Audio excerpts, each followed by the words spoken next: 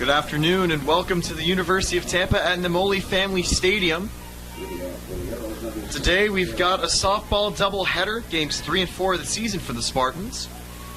Yesterday the Spartans went 1-1 in 2 matches versus Lander. In the pitching circle today for the Spartans is Corin Miner, making her second start of the season. In Game 1, Miner was on fire with a complete game shutout, propelling the Spartans to a 1-0 victory. And here Miner is able to work a 1-1 count to open up the game. Yeah, great showing yesterday by Corinne Miner in that first game.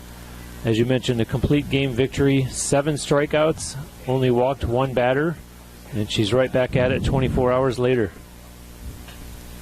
And the first contact of the game is going to be there, as there will be a hit fouled off by the leadoff hitter for the Ursuline Arrows, who is Sarah Fessler, a junior from Cleveland, Ohio. I'm Taylor Storthy up in the booth alongside. I'm Bruce Wozniak, and it's a 60-degree Sunday afternoon here in Tampa, Florida. A little bit cooler than yesterday, but still good enough to play some ball. The 1-2 goes a little high, so now it'll be a 2-2 count.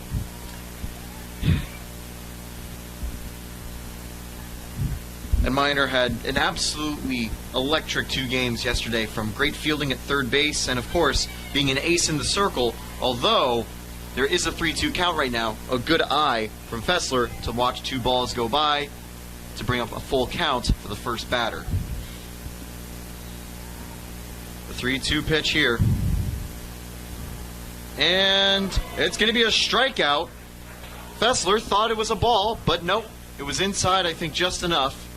And that is going to be the first strikeout of the day for Miner. The Ursuline Arrows are a long way from home. They are based in Pepper Pike, Ohio, which is east of Cleveland. They opened their season yesterday across the bridge in St. Petersburg, dropping a doubleheader to Eckerd College by scores of 2-1 and 5-1. And now here they are this afternoon in a doubleheader against UT. Yep. And you could tell yesterday that almost a little bit different between Tampa and Ursuline in a way. Tampa did get a win yesterday, but they only were able to score 1 run in either game. They were able to win 1-0 off the great showing from the circle by Miner, but the second game, they had a blow-up 7th inning that ultimately led to a 3-0 defeat. Another 3-1 defeat, I should add, my bad. That's going to be fouled off, however. And now, the second batter, Savannah Hicks, is in a 0-2 count still. Yeah, the Spartans yesterday were 3 outs away from back-to-back 1-0 victories. And as you mentioned, gave up 3 runs in the top of the 7th and were unable to answer in the bottom half of that inning and start the season 1-1, playing here at home in the Nemoli Family Stadium. It's not the prettiest of days outside, but still a lot of fans have come here. See more Tampa fans today as there's a drive to center and a great job to track it down by Mariah Gallhouse. A good play to run and get it. Yeah, good defensive play there by Gallhouse. We saw her in Game 2 yesterday. She actually ended up coming on to pitch, quote-unquote, in relief after Mary Beth Feldman got the start and was hit in the face mask and had to be removed from the game. And so Gallhouse here in center field for this Game 1 of today's doubleheader. Gallhouse had a really solid start the last time, time in relief. Although it was long enough where it essentially was a start. But unfortunately for her, it ended 2 things: a 10-game complete game streak that stemmed from last season, and also had turned out to be a loss after that 7th inning. 2 diving infielders can't get to it, and it'll be the first hit of the day for Ursuline, and that is a great job by Alyssa Barata to get on base there. And as you mentioned, we saw 2 infielders diving for that one, neither one of them able to get to it. And so in the top of the first, Ursuline already has their first base runner of the game. And that wasn't even the world's best contact. It was simply a very well-placed ball that was just unfieldable. So good job to get on base. And now up taking the first pitch is Maddie Fields, and he's taken for a strike. 0-1 to open up the 2-out count.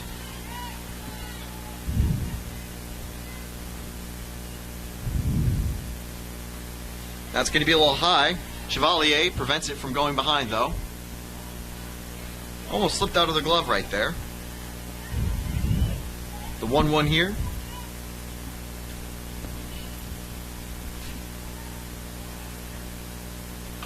That's going to be grounded. Minor can't pick it up clean enough, but still gets it in time, and that will retire the side. One base runner stranded on a solitary hit. Minor was also able to get a strikeout in the inning, but a good start for the Spartans on defense. And now it's time for them to try to get going on offense. And this afternoon for Game 1 of this doubleheader, we're going to see the Spartans' leadoff hitters coming up in the bottom of the first will be Lauren Fantone, followed by Steph Ballmer and Mariah Galhouse, who we just talked about as today's center fielder that had pitched quite a bit yesterday after the ball that was hit off the face mask of Mary Beth Feldman. And Corinne Minor, as we talked about on yesterday's broadcast, she's the cleanup hitter. And as we talked about yesterday, she's very adept both from the pitching circle as well as with the bat on her shoulder. And so we'll get to see her hit in the number 4 position today. The number 4 position's always the position you usually want your best hitter. Someone that is guaranteed, well, not always, because you can't always get on base, but someone who can generally be consistent enough to get you consistently on base and consistently putting your team in a good position. And yesterday, Minor did just that. And apart from being able to hit and pitch, also she was doing great in the field yesterday at third base in the second game, making some big crucial plays.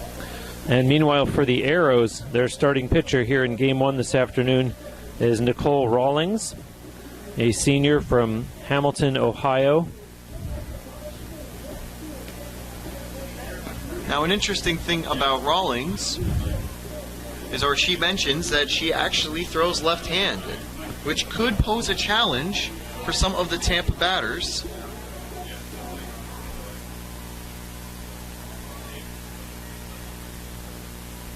Although looking at the mound,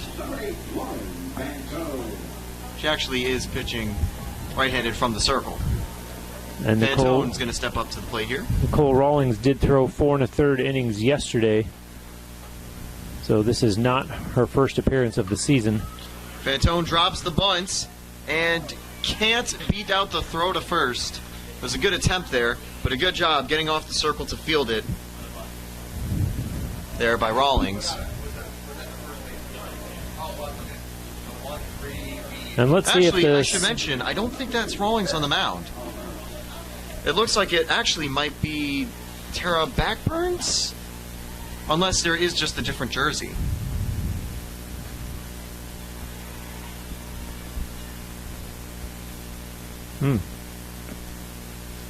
Either way, up second, of course, is Stephanie Ballmer, and she takes strike 1. It's a 1-1 count now, as Ballmer watches first one. And there must have been a last-minute change because we were all given, in fact, if you're following on live stats, you're seeing Nicole Rawlings listed there as the pitcher, as well as you see the catch made for the out at shortstop. So it is not Nicole Rawlings after all. Tara Backherms. Ballmer just with an easy fly out in the infield there. And it brings up Mariah Galhouse. Galhouse was able to go get a walk and get a hit yesterday. And Tampa's going to be hoping that Galhouse can bring the spark that Tampa needs for their offense. Galhouse takes ball 1. And yeah, Galhouse in the circle yesterday went 5 1/3 innings with 2 earned runs. One of them was unearned off an error. And ultimately putting up a good showing, but unfortunately a whole bunch of factors led to a 7th inning collapse that ultimately led to defeat for the Spartans. It's still consistent from the field and everywhere else with the 2-0 count. Now it's going to be a drive to center field. It won't get down in time, so it will be a 1-2-3 inning for Ursuline. and they will limit the Spartans to nothing at all. It's been a quiet first inning, and for the second inning coming up, Ursuline will be trying to break through, and Tampa will try to get some base runners. We will be right back for the second inning.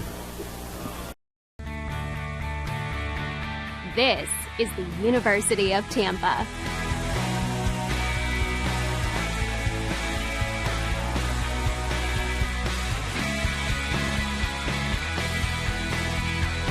Explore your dreams.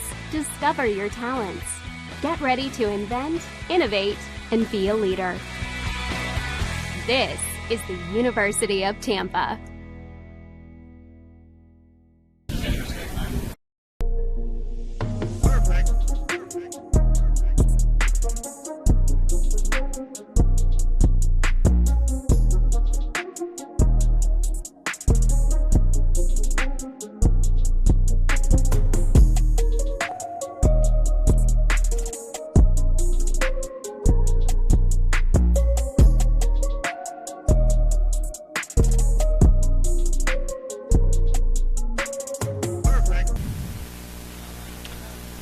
We are back for the second inning of Tampa versus Ursuline Game 1. The two are set for a doubleheader. And so far, it's been a solid start for both teams defensively. In the circle for Tampa, the always consistent Corin Minor. So far, Minor has a K and only one hit allowed. Now at the plate is going to be Emily Schrader, who will foul the first one off to the right.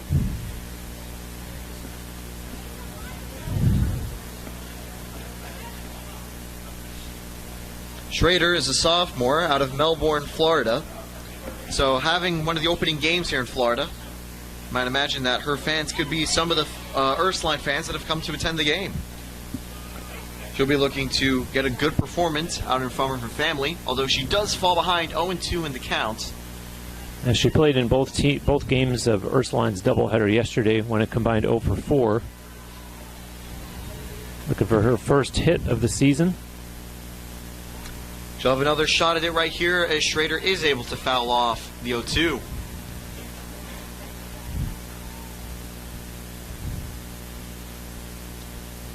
And it is going to be inside for just in the corner for strike 3.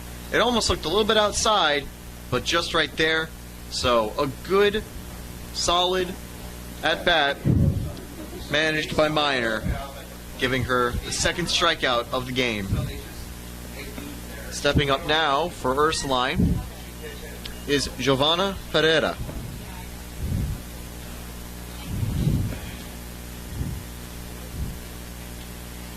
Ferreira fouls off the first one, leading to an 0-1 count.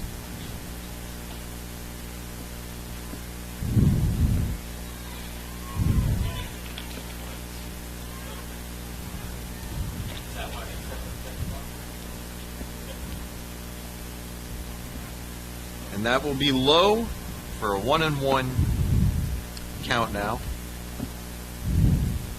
And Giovanna Herrera also played in both games of the doubleheader yesterday, did have an RBI. Herrera's going to ground it up the middle and will be able to get on base. It gets right through the gap between the shortstop and second baseman. Nothing they can do about fielding it. And that's been the story for both Ursuline hits so far. Very nicely placed ground balls that just couldn't get reached by either defender. So now, with one out, it will bring up Ashley Butolf. Tries to drop a bunt, however, pulls away to take ball 1.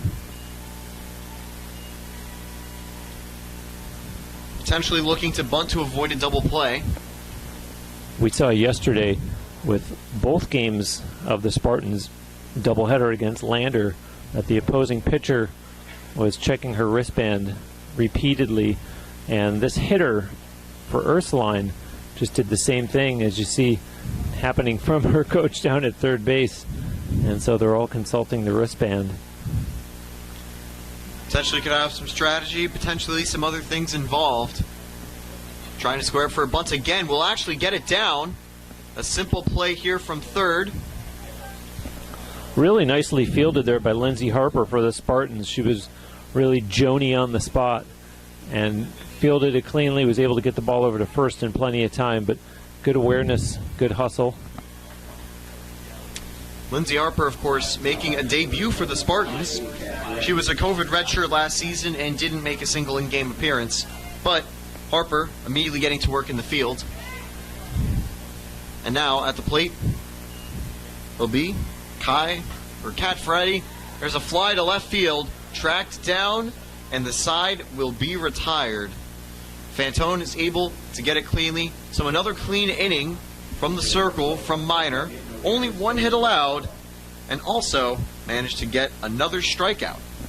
Yeah, Ursuline, they're going to start to feel the pain of Lander from yesterday if the game continues this way, where they are able to get hits, are able to get base runners, and just continue to leave them stranded. We saw that certainly in Game 1 of yesterday's doubleheader.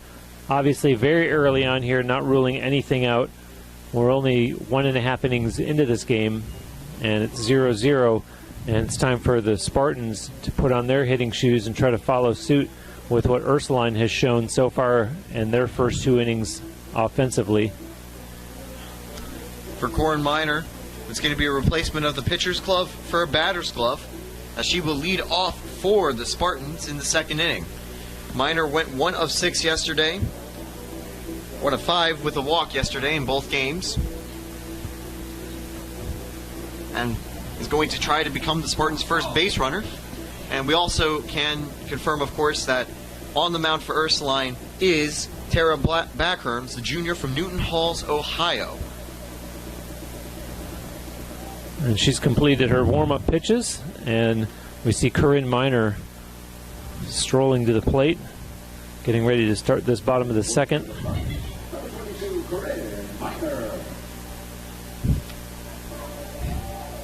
We had mentioned how Mariah Gallhouse was like Otani. Well, you could almost say the same for Minor in a lot of ways. The difference being she's a little bit more like the Grom with being clinical on the mound, but being like that is a great line drive into left, and that will be the first hit for the Spartans. Minor getting on base to start the game. Yeah, great hit there for Corinne Minor. Great way to start off the inning. First pitch, first player up to the plate, and gives Alexa Russo something to work with here now as the Spartans try to get going. Alexa Russo slugged .429 last season. That's what Tampa will be hoping for, to potentially bring a runner home. But squares up for the bunt and misses.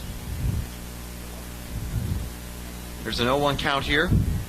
Yesterday, Russo was able to drive in an RBI and got on base in 1 of the 5 plate appearances.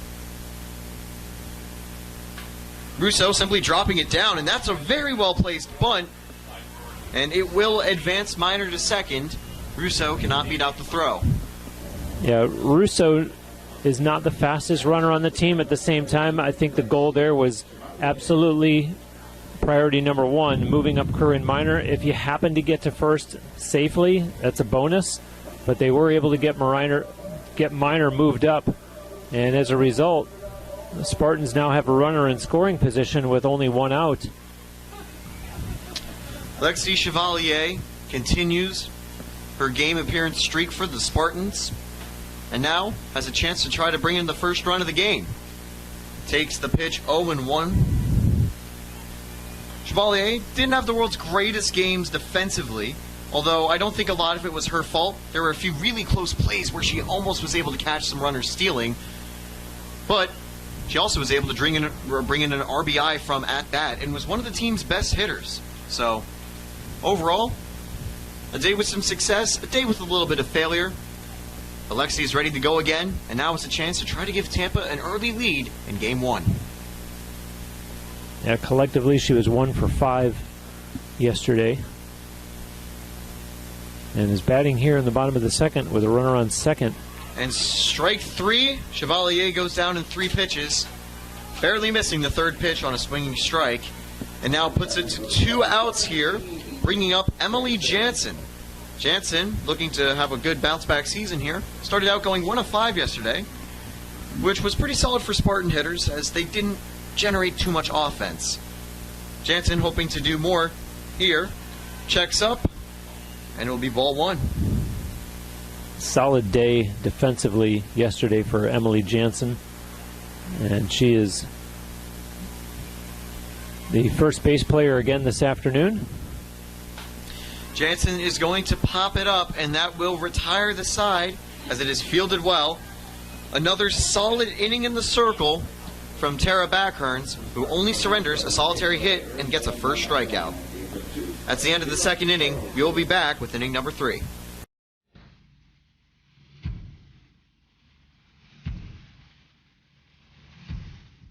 Just another ordinary day at UT.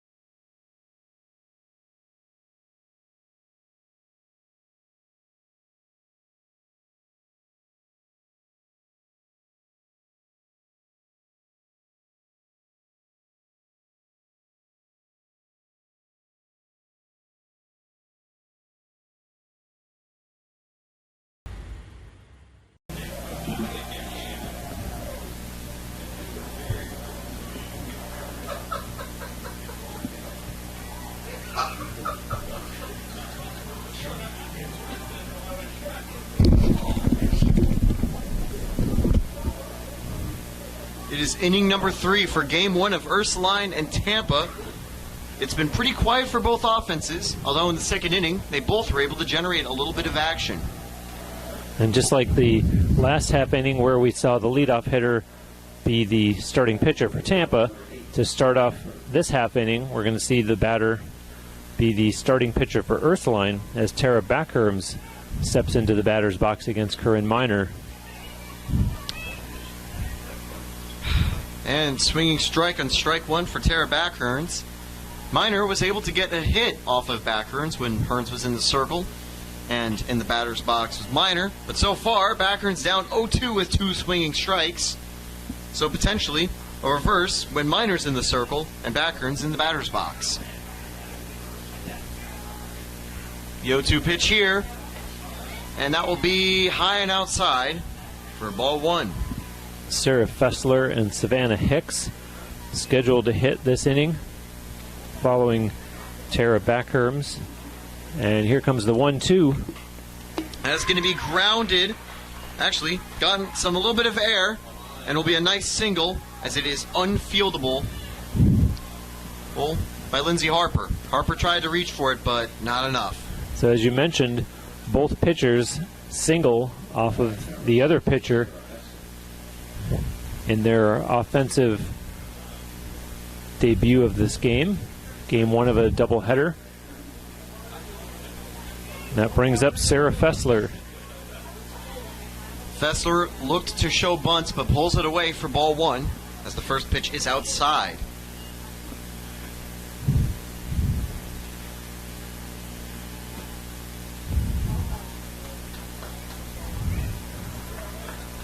The 1-0 here. That time will be taken, and it's inside zone for strike 1. And you were saying with both pitchers getting hits, sometimes the best run support is the run support you generate yourself. So not a surprise to see them getting on base early. The 1-1 here, Miner. That's going to be 2-1. Sarah Fessler on the previous pitch looked back at the umpire, obviously disagreed with the call, and on this one, instead of turning her head, just kind of looked out of the corner of her eye as to say, this one's going to go my way, isn't it? It did here. Maybe will this one. Instead, it's going to be a grounder, and both will be able to reach safely. There was an attempt on Harper to try to field it, but wasn't able to pick it up. Instead, it's picked up by the shortstop Ballmer, who can't get the throw to second in time. So now runners on first and second with no outs. Yeah, there was just the slightest little bit of hesitation by Steph Ballmer, and I think that made the difference between the runner being safe at second versus there being one out in the inning. And as a result, all of a sudden the Arrows find themselves with runners on first and second and nobody out. And you see Sue Woodford, the coach of Ursuline, at home plate talking to the umpire. I have a feeling they might look for a pinch runner here, potentially to try to get someone in scoring position, and they indeed are. Pinch running now will be Jackie Vallejo. Vallejo is a sophomore from Reno, Nevada. And my guess will be that Sue Woodford wants a slightly faster runner to see if Vallejo can get home off a decent hit. And there's also something to be said for taking your starting pitcher off of the base paths, just to make sure there's no kind of crazy collision or an errant thrown ball, that something that you don't want to not have her available to continue pitching in this game. That's the one thing that allows for a little more strategic flexibility, the ability to reinsert players after they've been substituted. When it comes to being a pitcher or even a fielder, you can substitute them for a pinch runner or a pinch hitter, and they can get right back to work. 1-1 count here as Minor. A little bit of pressure in the circle, but so far, Minor looking cool and calm. The bunt will go away, potentially trying to get runners at third and second with one out. Not a bad idea. At the plate again, of course, Savannah Hicks from Pasco, Florida. I also imagine that some of Hicks' family is probably in attendance here in Tampa. Yeah, just a little ways up the road, up I-75. And Hicks is going to get it down. Easy force out at first. We'll put one out away. But Hicks does the mission and completes it to put runners at third and second with one out. A ball in the outfield surely would give Ursuline the lead. And now stepping at the plate is Alyssa Barada, the senior from Bellevue, Florida.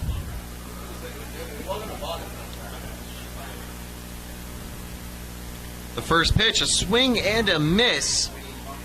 Good stuff there from Minor to get ahead 0-1 in the count. All Minor's going to want right here is to try to get a solitary out, hopefully as a strikeout or an easy pop out that isn't able to be scored off of. But that's not going to happen. There's a line to left field sending both runs home. Ursuline opens with a 2-0 lead. And that is a good hit that drops in time. It'll clear the base paths, allowing Barada to get on first. Barada now 2 of 2 for the game. Barada had the first hit in the first inning. And once again, hit to the left, this time with a little more power. So not the greatest start from the circle from Minor. One of the first times she's conceded 2 runs like this, at the very least this season, and probably even from last season too. Well, Alyssa Barada, everything went right for her on that play. Well-struck ball, good placement in the outfield, and good speed on the base paths to get both runners home. And the Arrows have to be feeling pretty good about themselves, up 2-0. Strike one as the attempt check misses. That one's going to be fouled off, so immediately Maddie Fields is down 0-2. A chance to get a second out here for Corin Minor.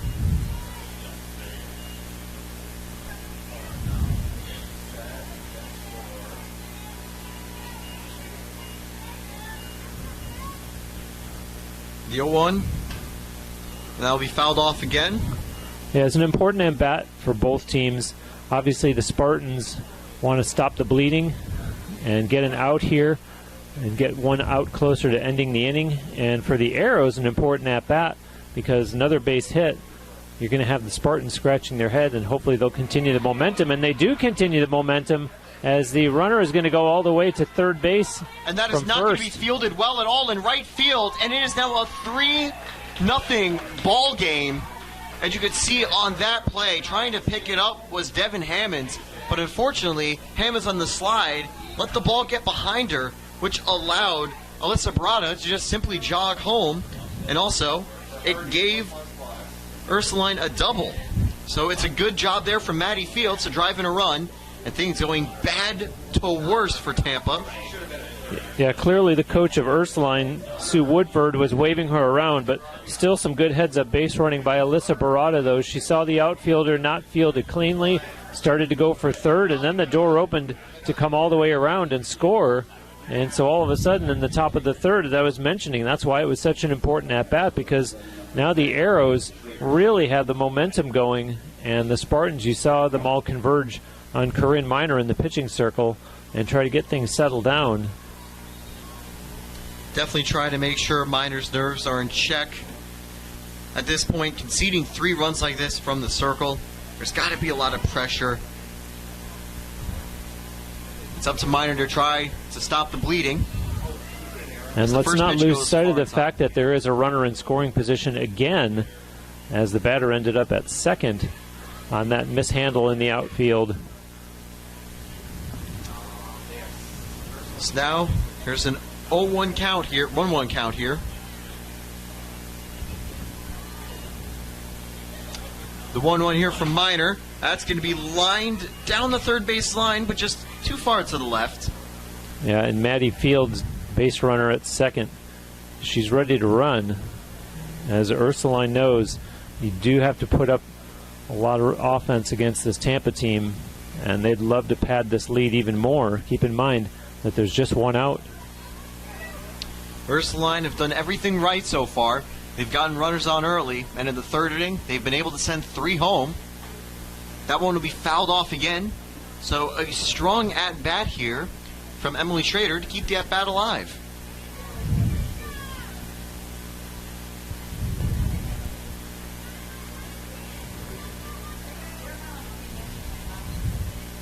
The 1-2 here, and that will be fouled off to the left, and that lands in Tampa's bullpen.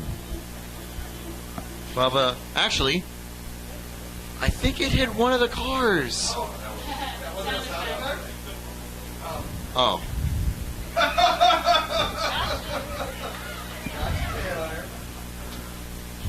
Apologies for viewers at home, I just got baited.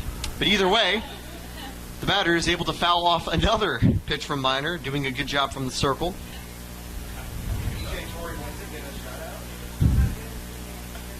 And fouled off to the left, keeping the at-bat alive again. Yeah, Emily Schrader's really working this at-bat, forcing Corinne Miner to really battle here, as the Spartans have really fallen into a hole. Only 1 out, and they've given up 3 runs in this top of the third. As you see her staying alive with yet another foul ball. The pitch count has never been a problem for Miner, but already getting close to 50 in 3 innings. Not too different from last match. Obviously, unless there is a complete blow-up, which hasn't happened yet, Miner definitely is set to pitch the entire game. The 1-2 here from Miner. That will be popped up, and it's up to Chevalier here. And finally is able to retire Schrader after a long at-bat.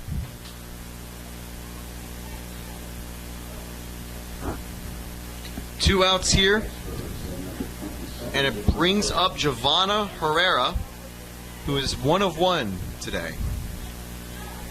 Yeah, she singled in the second inning and comes up here with a runner still on second for Ursuline.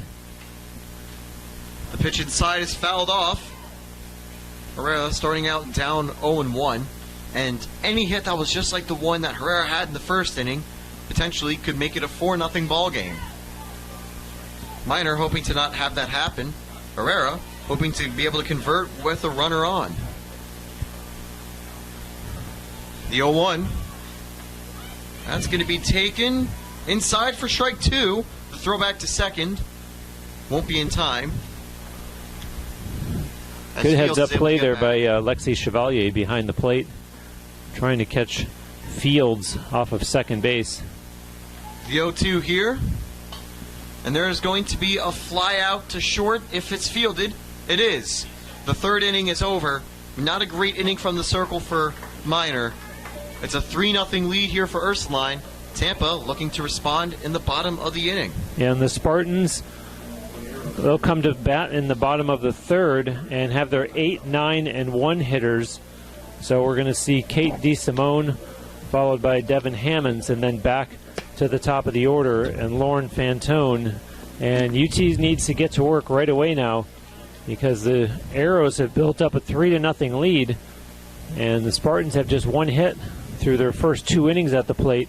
So it's going to be important for them now to start chipping away at this, just like yesterday when they fell behind 3-1. You're not going to tie the game on one swing of the bat. You just need to get batters on base.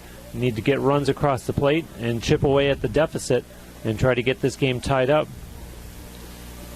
And exactly, apart from that 1 hit in the outfield that was mishandled, that's what Ursuline's been doing. They've simply been getting runners on base and moving the runners. They haven't been absolutely crushing it. A lot of them have just been simple grounders that have gotten through gaps, or simple line drives that don't have a lot of oomph, but have good placement to get down. Tampa's going to need some of that, but stepping up will now be Kate DeSimone, who will be a designated hitter for Lindsay Harper. And for Tara Backherms, she needs to do what the Spartans always hope that Corinne Miner will do. Corinne Miner is always so reliable, always so consistent. Didn't get the defensive help that she would have liked in the top half of the inning. And for Tara Backherms, she's going to look to mow down the Spartans as best she can here. Her pitch count is only at 15 after 2 innings. And she'd love to make short work of this 3rd inning as well. That's going to be a drive to right, and it's going to get foul.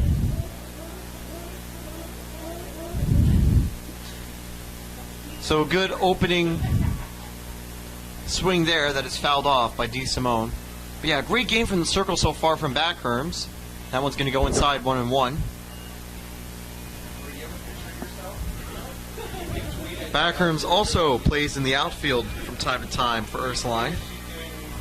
Here's the 1-1. That is going to be taken, and a strike. A 1-2 count here for DeSimone, trying to avoid going down.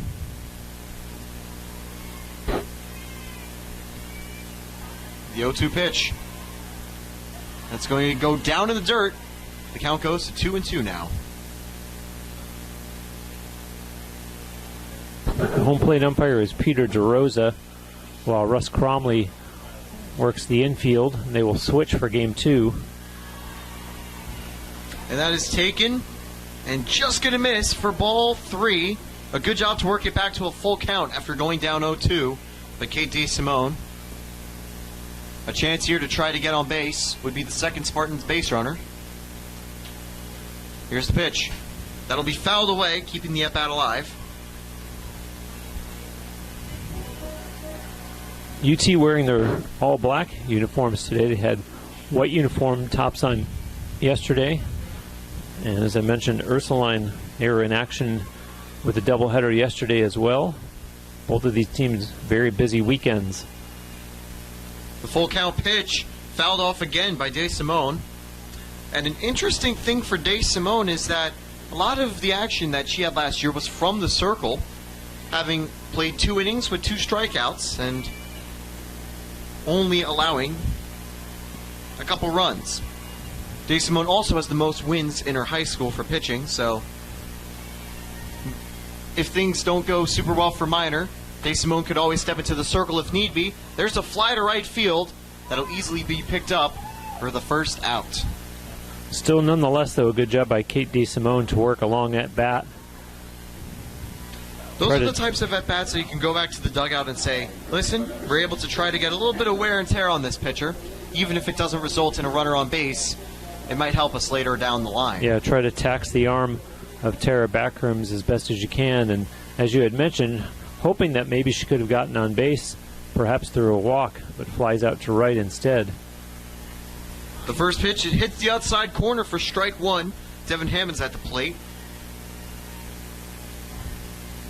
She made a few appearances last season.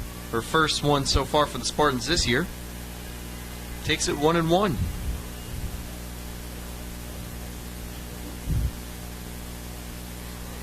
Hammonds, a COVID redshirt freshman from St. John's, Florida. And that will be a line drive that gets down in time in center field. Tampa gets another hit, and now a runner on first with one out, with the top of the order coming right back up. Yeah, exactly. A nice job from the number 9 position to get a runner on base and give the Spartans an opportunity to start from the top of their order with only one out. And that's what I was referring to between innings in terms of if you're going to chip away at this lead, this is how you build towards that. And with Fantone up, I'd say that Fantone very much is due for a hit. Fantone hit .368 last season with a 40 on-base percentage in 21 games last year.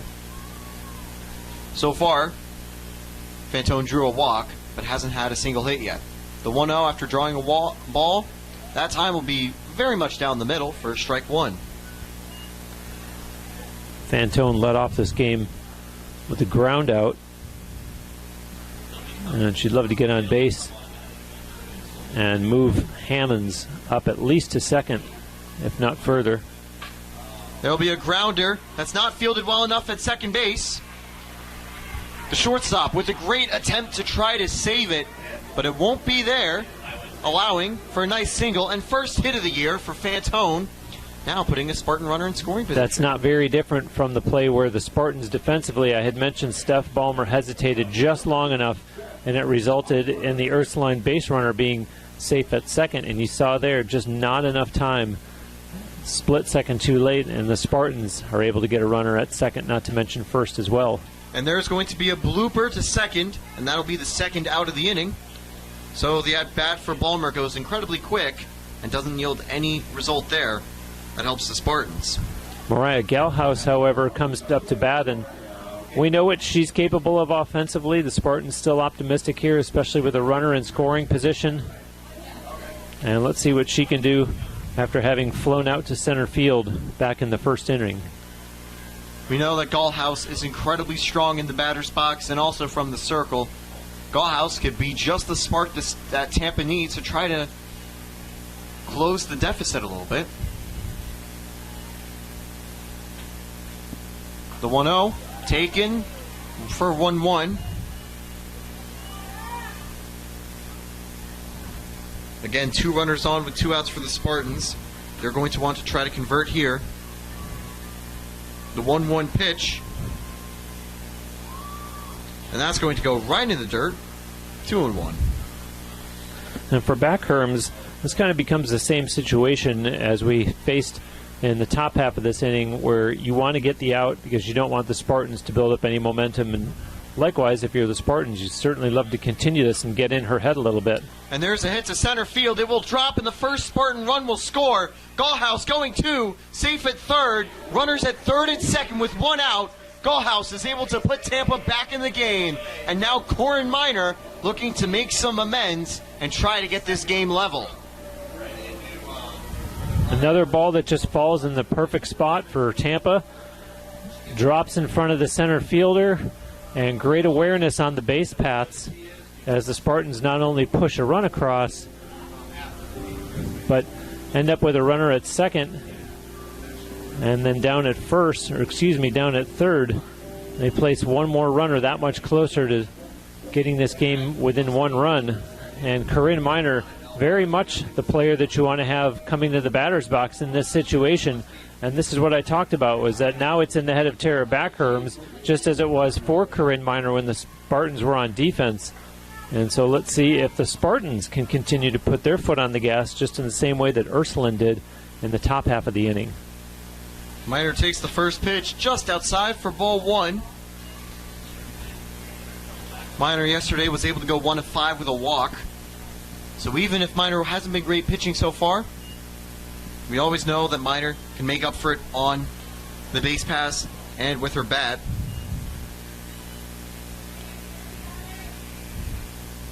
A great position here for the Spartans, and a 2-0 count for Miner. Miner's going to pop this over, and it will be a good play at shortstop to prevent any further damage. Fessler able to track down the fly ball. Tampa is able to score once, but strands 2 to end the 3rd inning.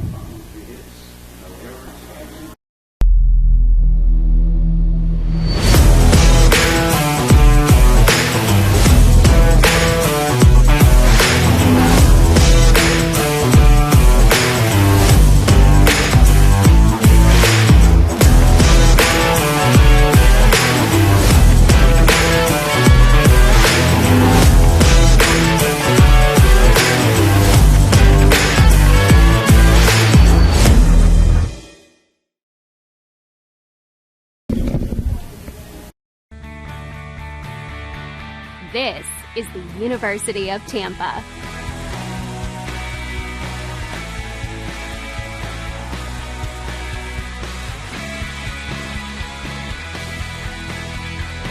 Explore your dreams. Discover your talents. Get ready to invent, innovate, and be a leader. This is the University of Tampa.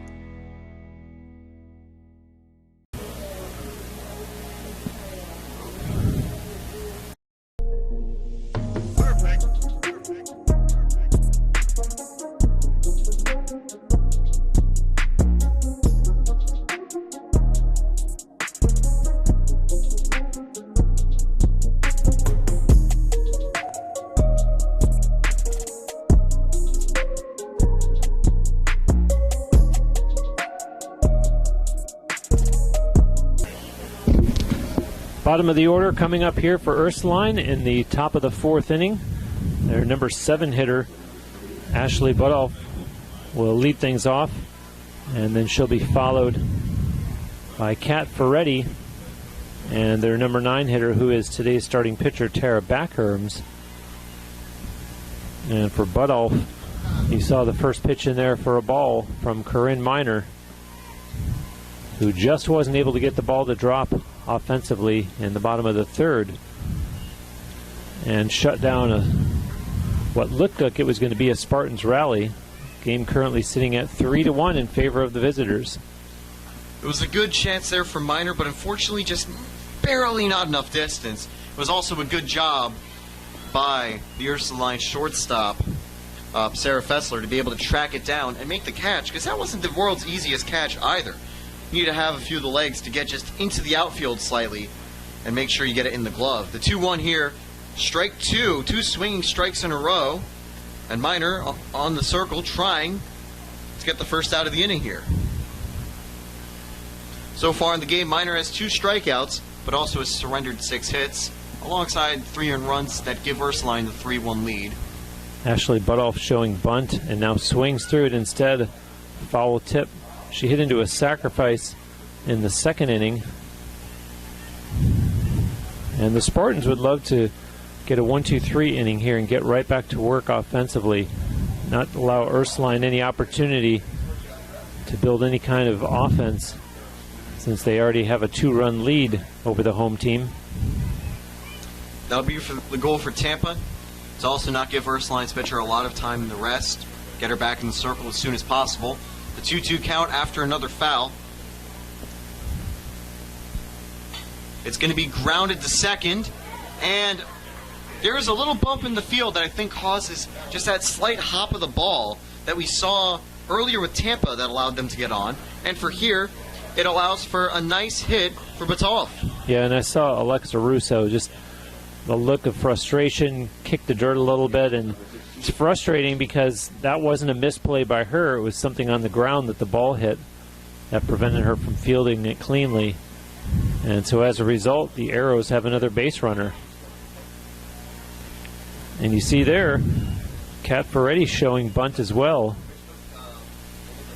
Attempts trying to get the runner in scoring position. However, takes it for ball 1. The 0-1 now here. The bunt will get down. Miner simply picks it up. The runner gets to second, but the out is made at first. Yeah, and I was watching Corinne Miner to see if she was going to field that one and try to get the lead runner. But they went for the safe play at first. And the play at first is able to get the first out. But of course, any runner in scoring position is always in threat of scoring if there's a really solid ball in play. And that is what Backherns is going to hope to do. Backherns was able to get on base last time. And that is going to be up high for ball 1.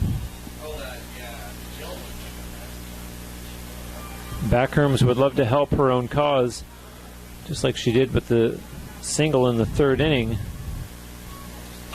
Backherns going to ground it over to third. The throw to first. The throw back to third. Not in time. Tampa electing to get the second out with the force out from first. However, it does allow the runner to get to third. So Butoff now 1 base away from giving Ursuline another 3-run lead. And now stepping into the batter's box is Fessler, who was able to get the out last inning. Now is a chance to get a run this inning. And I admire Emily Jansen for the wherewithal to consider throwing over to third, but Buttolph just had too good of a jump, and she wasn't going to get it there in time. You could even look at third base. There was a bit of a dilemma from Harper, trying to say, listen, do I maybe try to just keep the runner at second? No, I should get the force out. There's one out already, because at that point, any sacrifice wouldn't work. And there is a nice pitch to cause a swing and a miss. 0-2 count. Minor in the circle, starting to get back into gear, trying to retire the side with only surrendering a hit. The 0-2 here, potentially, to bring Tampa back up to bat. That is going to be a fly to left field. Tracking back is Fantone. Fantone can't get it. Runner could be heading 3. The throw in, not in time. It's a 2-out triple, and Ursuline is back with a 4-1 lead now. Fantone not able to get to the ball quick enough, and that was a really solid hit and drive there from Fessler. And that has turned this game back into a 3-run deficit that Tampa was staring at entering the bottom of the third. And the heart of the lineup coming up, although Hicks is 0-2 so far. Hicks hoping to get on base for the first time. Pitch will be outside, ball 1.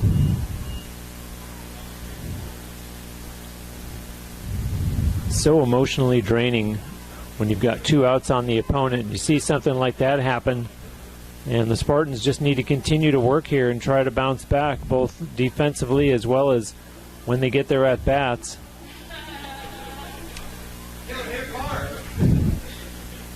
That one fouled off. Did not hit a car, simply rolls off the netting.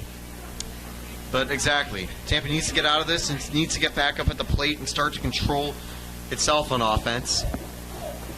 Ursuline batters meeting real quick. Yeah, head coach Sue Woodford wanting to talk a little bit here during this at-bat with Savannah Hicks. And you saw the base runner, Sarah Fessler, come over to join their little conference, and Hicks is back in the batter's box now, and let's see what Corinne Minor can do with her. The 1-1 here, Minor. That is going to be a hit, and the shift allows it to get to the outfield. It is now a 5-1 game. It's a good job by Gallhouse to pick it up, but the run is able to score, and it's going to get Hicks on first base. And they are going to take Corinne Minor out of the pitching circle, surprisingly. And you had actually alluded to this earlier, Taylor, and that Kate DeSimone is going to take over in the circle for the Spartans. And you see the shift there as Corinne Minor is actually going to go play defense at third base now. She's not out of the game altogether. But DeSimone comes in to pitch as the Spartans have fallen 5-1 with 2 outs here in the top of the 4th inning.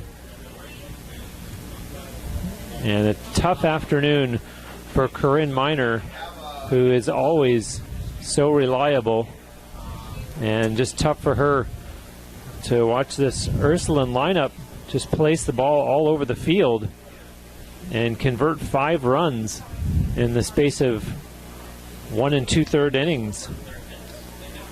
Yeah, it's just an unfortunate day. Every pitcher will have a blow-up day like this. What matters for Minor is to just, once she's back in the circle, to focus on the next game at hand. Don't think about the past. Think about the future, and think about continuing to push hard. I imagine either Minor will be in the field or on the bench, although with Minor's bat, I definitely think that they still want her being able to hit or even be able to field as well. And that's not surprising to see her now line up at third base. Let's see if the Spartans can get a spark from this pitching change as Kate DeSimone takes over in the circle. DeSimone last year had 2 solid innings of relief and potentially could be going the rest of the way. So we'll get to see a little bit more of what Simone is like on the circle. 2 outs here. Goes to work here against Alyssa Barada, who is 2 for 2 with a pair of singles, including a 2 RBI single in the 3rd inning. Barada has been prolific in the batter's box so far. It's going to be up to DeSimone to try to take care of her. That one's going to go outside for ball 1 with a runner on first. Barada is hoping to generate a little more offense. There is always the second game, of course, that Tampa can look ahead to, but they're going to want to try to generate some momentum here to be ready for it. DeSimone, that is going to be a pop to left, but instead actually tracked down at the shortstop, and finally Tampa gets out of the inning. 2 runs are able to score, and Tampa ultimately brings in DeSimone to relieve Corn Minor. Tampa now has a chance to hit, but they are down 5-1.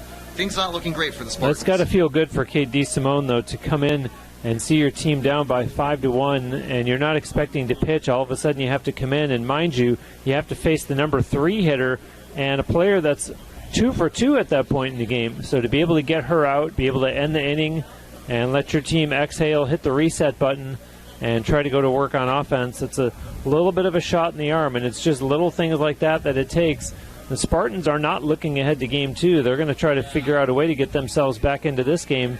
They were able to get their first run of the game up on the board in the bottom half of the 3rd inning, so now they'll come up to the plate in the bottom half of the 4th, knowing that they've still got enough time here to find some offense and chip away at this deficit as they go back to work against Tara Backherms, who has thrown 37 pitches. She only has 1 strikeout, but she's been very effective today, as the Spartans have 4 hits, 1 run, and a lot of work to do if they're going to climb back into this first game of the doubleheader. Strikeouts are always good and great to get, but they're, at the end of the day, a flashy statistic. As long as you get the runner out, that's all you need. And sometimes forcing weak contact or a fly ball can do it quicker than a strikeout. So, a quicker at bat means lower pitch count. Lower pitch count means you're still able to pitch at your best further in the game.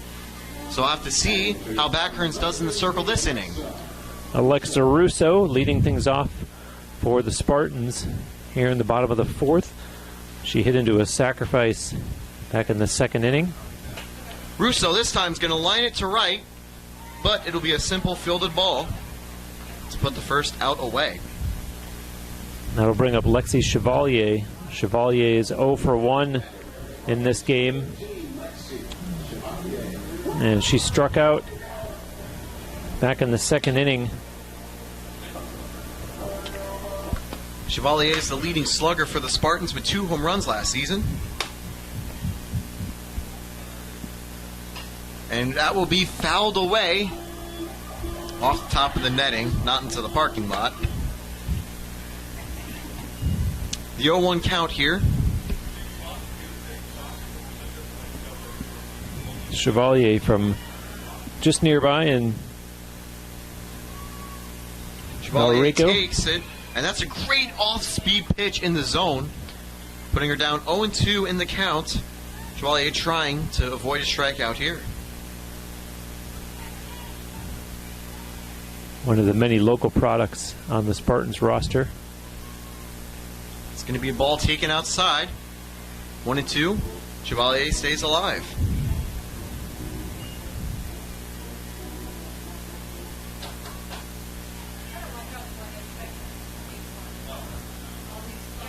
The 1-2, and that is going to be high and inside. Called to first is that Chevalier was able to check up in time. That was certainly a close one, but ultimately a ball, 2-2 count.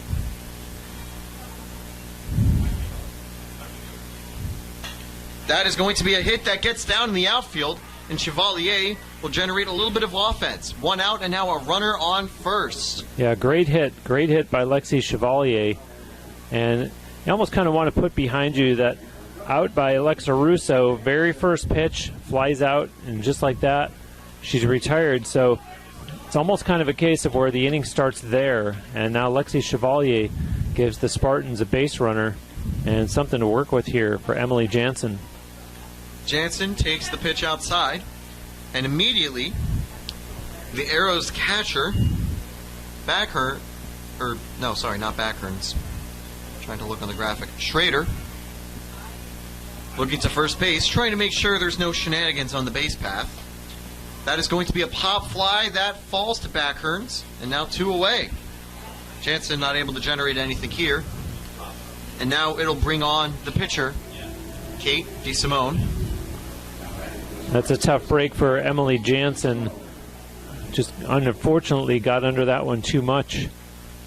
And so now Kate DeSimone, who has taken over in the pitching circle, picks up the bat, tries to help her own cause as they throw back to first just to keep Chevalier honest. 0-1 here now after the first pitch was taken for a strike. Kate DeSimone has the runner on first. The 0-1. That's going to be inside, 1-1.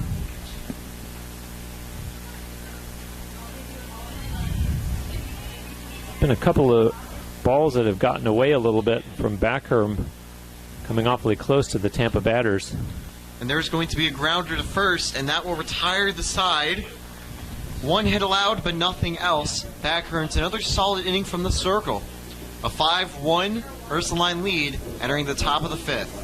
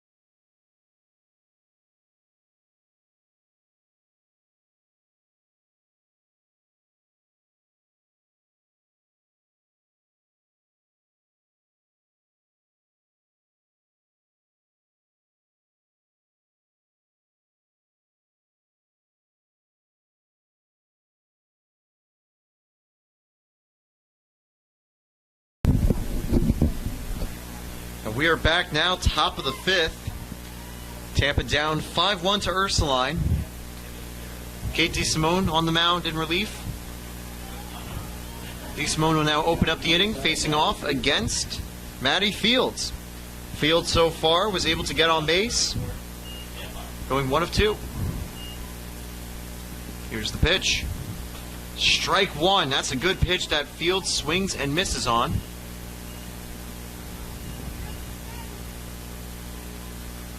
DeSimone has 2 Ks from 2 innings in the circle last season. Trying to get the first strikeout this season. That's going to be a liner. That's going to get through the gap and down to left field. It's 1 on with no outs for the Ursuline Arrows. Now up at the bat will be Schrader. Schrader has gone 0 of 2 so far. Trying to get her first hit. Yeah, I'll tell you what, if you're head coach Sue Woodford, you really got to be thrilled that the Arrows have really found their hitting shoes today, come to play, putting up 5 runs in the game's first 4 innings as we're starting the top of the 5th here after dropping both games of the doubleheader yesterday and only scoring once in each game. They lost 2-1 against Eckerd and then 5-1. And here they are with 5 runs already this afternoon against the Spartans. And the bunt will go foul. Jansen fields it, but it does go out just enough and prevents the sacrifice from working on that occasion. Of course, the other side of it is she has to hope that they don't use up all their offense here in Game 1. There's still another game to be played here in this doubleheader between these teams this afternoon. Exactly. There is the second game to be played. Although, that being said, both teams might not mind trading games. Although both, of course, want to win both. There's the bunt. It's going to get down. DeSimone to first. And that will retire the first out. But the sacrifice does its job. The runner gets the second. Yeah, we've seen a lot of sacrifice hits in this game. And this is something that could have been helpful yesterday. A lot of these at-bats that we saw a lot of runners stranded at first. We saw a lot of difficulty with getting runners into scoring position and very effective use of the sacrifice thus far today. As you see, possible change here Yes, the pinch runner is now going to come in for Ursuline. Number 1, Maddie Mikulski has come in. Mikulski, a senior from Lake Elsinore, California. He's going to try to get moving on the base path to get home and put Ursuline up 5. The person who could do that, however, is now at the plate. Giovanna Herrera, who was able to get an RBI earlier. Herrera takes the first pitch high. Giovanna Herrera is 1 for 2 in this game and has an opportunity here with the runner on second base and just 1 out. Herrera takes the pitch inside. It is 1-1.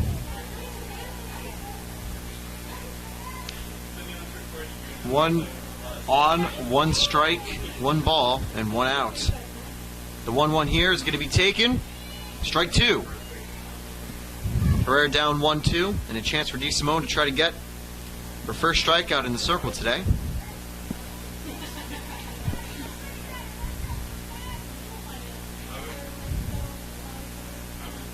The 1-2 pitch. That's going to be lined to short, gets on the ground, and there will be an easy play to first base. Good job to react in the field there by Balmer. Now there are 2 outs. Runner not able to leave second. Now at the plate will be Ashley Batoff. And of course, Batoff was able to get a solitary hit after advancing on an error on her first at-bat, and also was able to score. Batoff going to hope for the same again here with 2 outs now. DeSimone with the pitch. Strike 1. That's a great pitch there. That gets a nice whiff.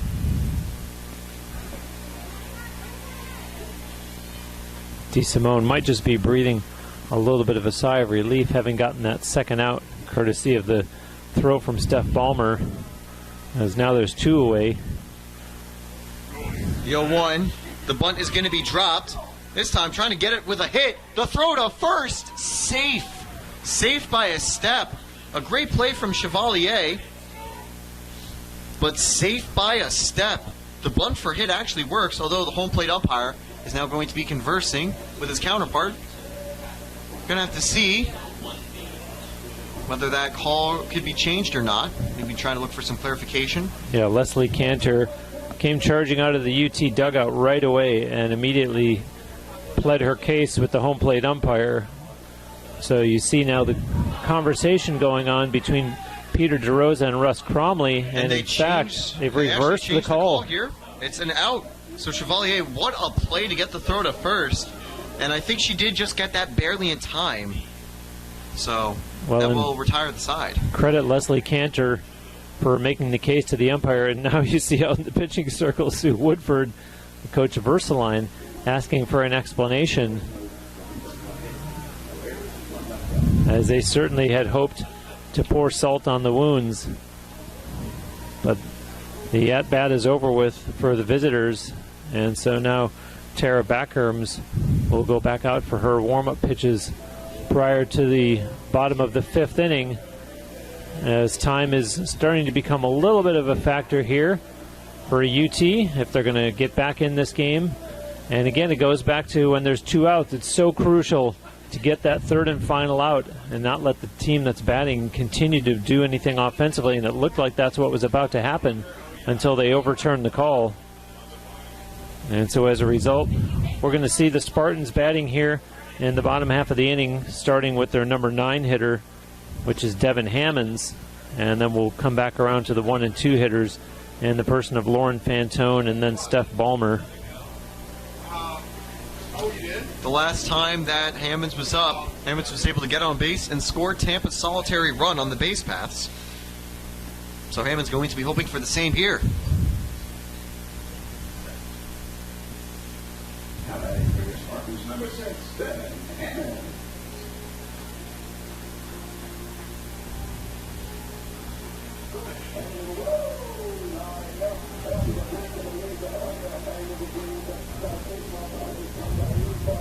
A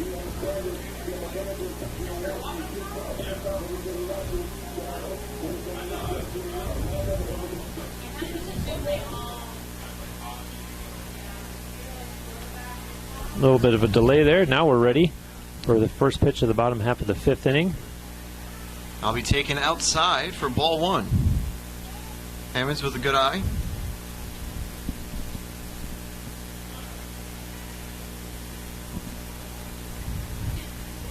The 0-1 actually taken for a strike. Hammond's going to get it down. It's a good play there at shortstop by Sarah Fessler. And there will be one away.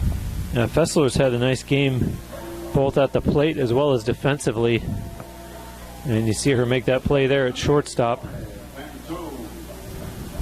Bring up Lauren Fantone for the Spartans. Fantone 1 for 2.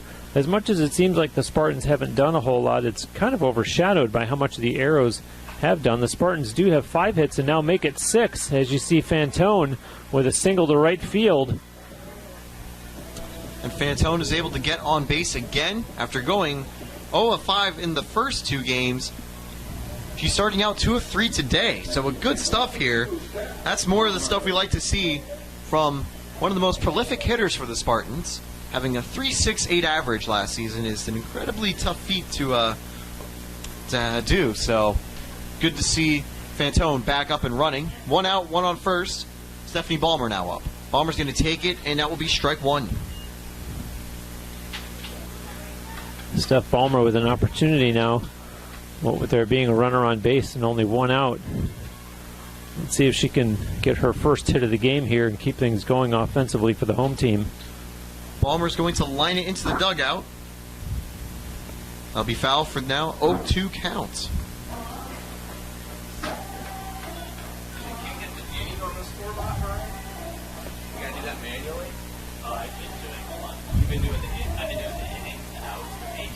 An 0-2 count here for Ballmer, trying to avoid striking out, trying to avoid a double play, trying to see if she can get Tampa back into the game. That's going to be a ball outside. So nothing doing now, 1 and 2 counts. And just again, Backrans with a great start so far. Not a lot of stuff with getting strikeouts, but has done a great job with control and movement. No walks surrendered, and also only one run surrendered on 6 hits so far. Doing a great job in circle. There's going to be a fly to left field. Will it drop in time? It will. Almost a little bit of miscommunication. And brings 2 runners on for Tampa. Well-placed ball there by Steph Ballmer. And again, the Spartans, they've had their chances, and this is one of them, as Mariah Galhouse comes to the plate with only 1 away, and runners now on first and second. And anything they can do to chip away at the confidence of Tara Backherms. There was one pitch that she threw in that Ballmer at-bat that was way outside. And as much as she has been efficient today, you have to wonder if she's starting to, I don't want to say lose her confidence, but maybe not be where she was when the game first started. Could potentially be running out of gas a little bit. And it looks like that Ursuline are going to be making a call to the pen. I think that they might be making a pitching change here. Well, that's Sarah Fessler, the shortstop, that's heading to the dugout, and it looks like she might be being trailed by Backherms. So perhaps a couple of changes being made in the Arrows lineup.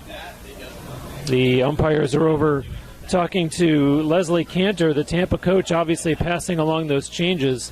So let's see what's taking place here as you see the infielders as well as head coach Sue Woodford all out in the pitching circle. A discussion for Ursuline here.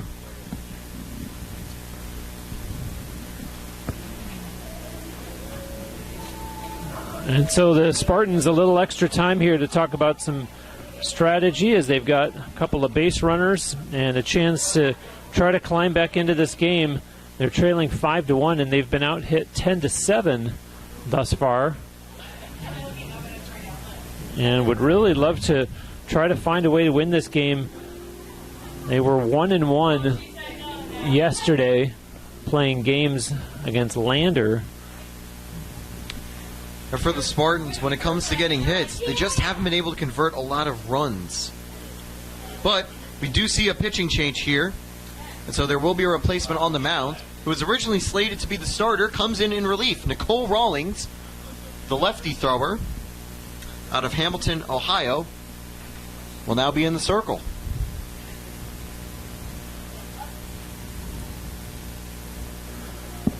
And a rather curious move, as Backherms seemed set to go the distance. And now it's going to be Nicole Rawlings instead, as you see her warming up with the catcher Emily Schrader. But the Spartans, in mentioning that they were 1-1 yesterday in their doubleheader against Lander, they by all means do not want to fall to 1-2 already in just the second day of the season. Keep in mind that this is a Spartans team that last year, granted, they did have games that didn't take place due to the pandemic, but they only lost 4 games all season. 18-4 was UT's one-loss record. So to potentially have half as many losses after a day and a half is not something that they would have liked to have been told a couple of days ago on the eve of the season. And now it looks like we're finally ready to resume. We are ready to get back underway. I mentioned that Sarah Fessler had accompanied Tara Backherms to the dugout. Fessler is back out there, remains at shortstop, so not sure what the situation was in terms of her accompanying Backherms off the field into the dugout, but Fessler's back at short, and as we've mentioned, Nicole Rawlings is now the pitcher for Ursuline. Rawlings in the circle for the first pitch. It's going to be taken for a strike. And noticing from the warm-up, Rawlings has got a little bit of heat to her pitches. Could be tricky for Tampa to adjust to. The 0-1 here. That is going to be a pop fly to left field. Tracked down in foul territory. Runner tagging up, but will stay at first. 2 away. So Mariah Gallhouse not able to do anything here. It brings Corinne Miner up. Corinne Miner is 1 for 2 in this game. She singled back in the second. And for Corinne Miner, a tough afternoon in the pitching circle, having to be replaced by Kate DeSimone. So certainly Corinne Miner would love to help her team out offensively with this at-bat, what with having runners currently on first and second. Miner was able to hit .288 last season. So we know that Corinne Miner can be great in getting on base and trying to bring some runs home, and that's going to be the mission here. 1-1 count now.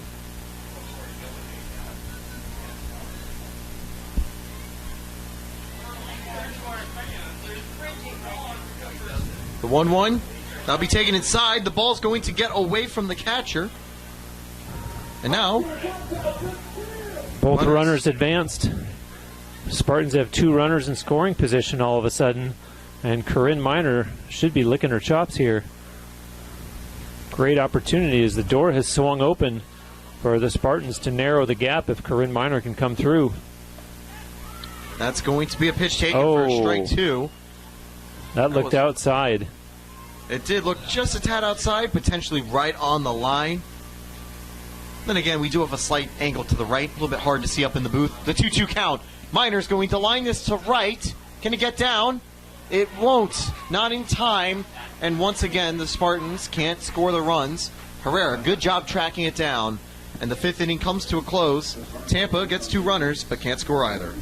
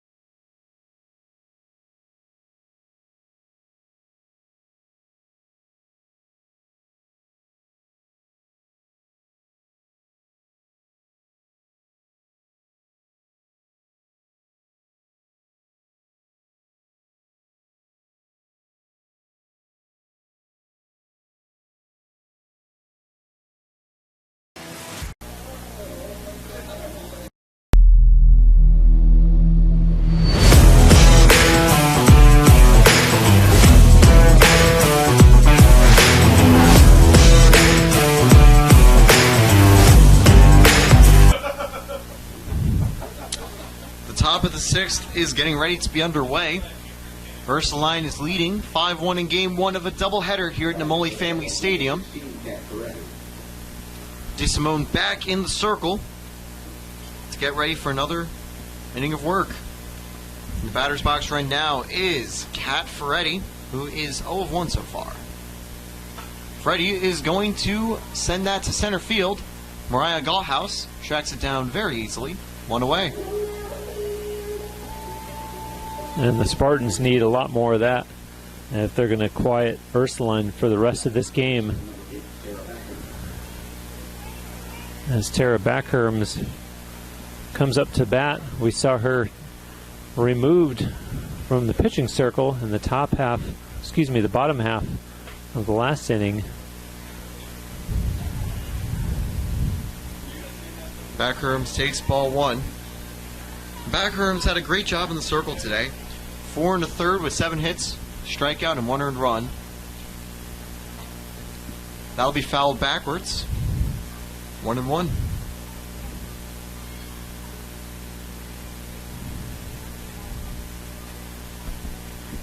And for Kate DeSimone, you mentioned limited pitching that she did last year.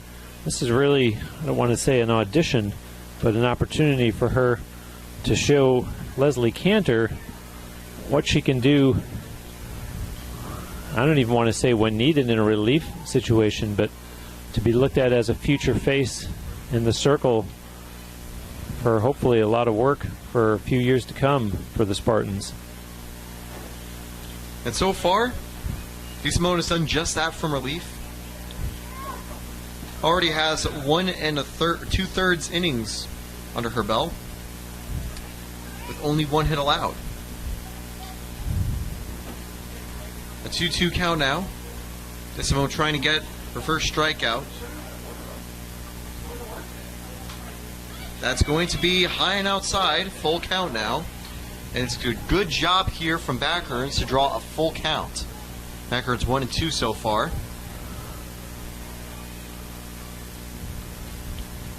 Payoff pitch. Backherns fouls it backwards. Staying alive.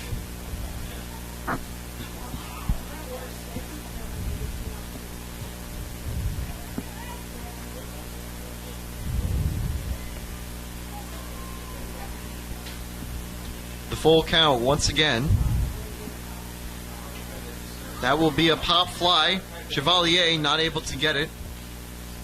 So once again, the at-bat will continue.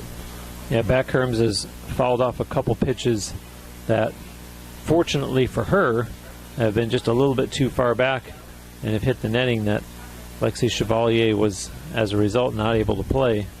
And so she stays alive here in this 6th inning at-bat. 3-2 once again. It's going to be driven to right.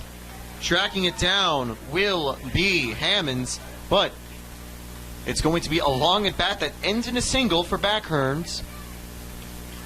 So absolutely what the doctor ordered for Ursuline there, to get a decent start after the first out. This brings up Sarah Fessler, who I mentioned has been having a great game both offensively and defensively. In fact, offensively, she's 2 for 3. She singled in the 3rd and then had an RBI triple in the 4th inning. And there is another deep drive to left. Fantone, however, makes the catch. And that was eerily similar to the triple that was able to compound the scoreline. But this time, Fantone is able to get back in time and get the second out. Yeah, an important catch there for Fantone to kind of shake off not having been able to play, as you mentioned, the triple from earlier in the game, but also to know that her team now has 2 outs against Ursuline and just looking to retire Hicks here to get back to the plate. First pitch is going to be outside, the 1-0 for Hicks. Last time Hicks was up, Hicks was able to get a single, an RBI single in the 4th inning. It is also 1 of 3 so far. The 0-1 here. Hicks is going to fly that to center field. And it's going to be easily tracked down there by Fantone, and the side is retired. 1 hit surrendered, but no runs scored. Another solid inning in the circle from Kate DeSimone. Yeah, the clock is certainly ticking on UT, though, and so they're really going to need to get to work here. You don't want it to come down to having to do it all in the bottom of the 7th. So they're going to look to the 5, 6, and 7 hitters here in the bottom of the 6th, that being Russo, Chevalier, and Jansen, if they're going to stand any chance of pulling something out here in this first game of the doubleheader. Do remember to stay with us for Game 2 of today's doubleheader between the Tampa Spartans and the Ursuline Arrows. Russo, Chevalier, and Jansen are a combined 4 and 21 on the year. So being able to get on base about a quarter of the time. Tampa's going to hope that average is a little bit higher to try to kick their offense back into gear and make a slightly more manageable deficit. Another good crowd on hand today, despite it being an overcast day here in Tampa, 61 degrees. And yesterday the place was packed for opening day, and really great to see a large contingent out here again this afternoon watching today's doubleheader as UT gets their season opened up. Playing the Ursuline Arrows from Pepper Pike, Ohio, a long way from home, east of Cleveland. They are here in West Central Florida, having played a doubleheader yesterday across the bridge in St. Pete against Eckerd College, and now today playing the Spartans. UT, after today, will go on the road, and they'll play on Friday up in Daytona Beach against Valdosta State. And that is going to be a drive to right field that results in an excellent double. And even though the throw was actually in time to second, it wasn't handled cleanly enough by Sarah Fessler. So it is going to be Russo hitting a double to open up the 6th inning. And not a surprise to see Russo being able to turn a double here. Russo did slug .429 last season, and now coming on as a pinch runner for your Spartans will be Mackenzie Allen.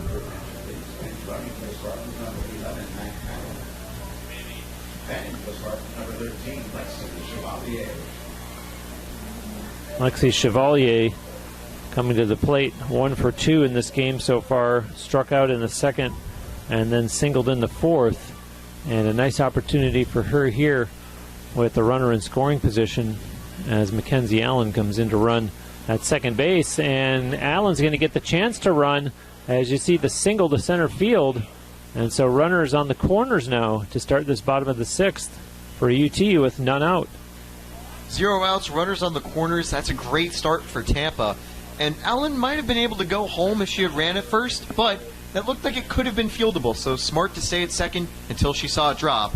And Allen gets to put runners on the corner, and now it's going to be Emily Jansen with a chance to try to bring a runner home. Well, actually, they're going to pinch hit, and they're going to have Abigail Siegel come in to hit.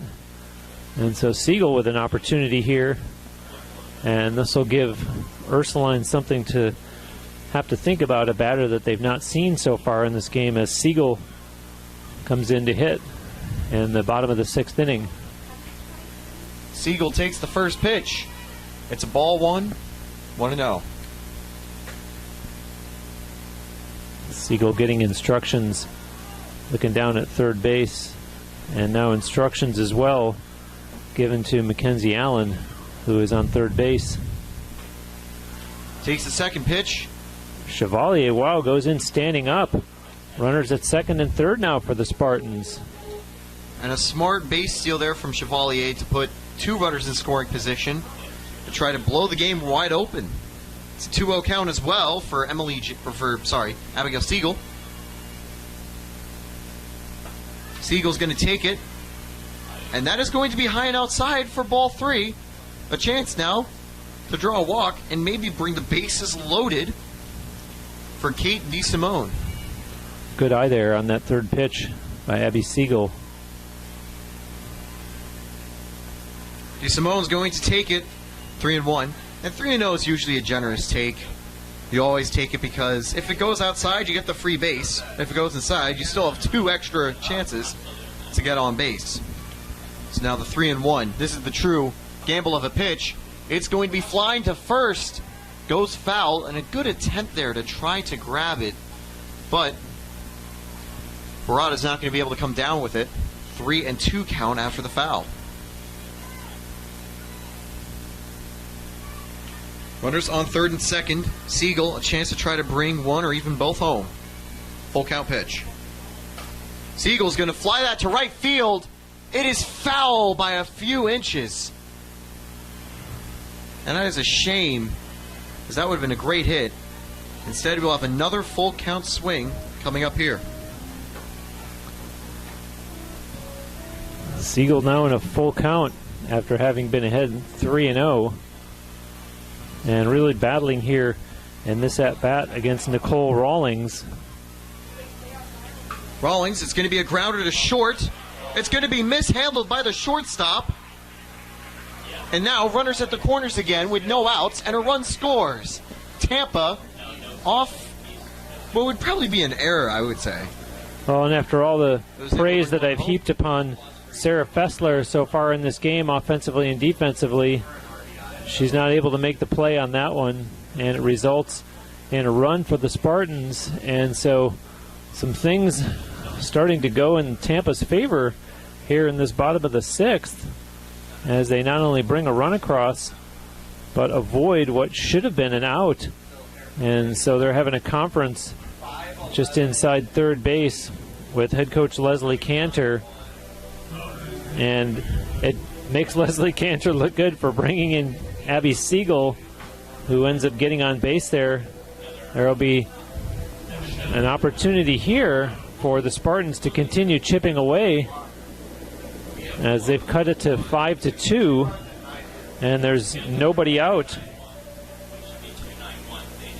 So that play will be scored as Siegel getting an RBI, but also no hit because Siegel did reach first on an error. Runners at the corners now. A stressful spot for Tampa, and there's going to be just a meeting at the mound. I don't think that there will be a replacement pitcher, but that could be something in the back of Ursuline's mind, bringing in someone to try to help close out the final inning and change. So Mackenzie Allen scored. Lexi Chevalier is now at third. And, of course, Abby Siegel winds up at first base, and Kate DeSimone steps into the batter's box. Simone, and it's going to be an easy steal for second there. So Abby Siegel to second, and Kate DeSimone, who is pitching for Tampa after replacing Corinne Miner. She's 0 for 2 at the plate today, and an opportunity here. Siegel's going to fly it to right, but it will get down for a foul ball. That was a good attempt there. Unfortunately, won't be able to get down clean enough. So now will be a 1-1 count. Trying to avoid getting out again. DeSimone has a great chance for Tampa here. She'll take it low and away. 2-1 count.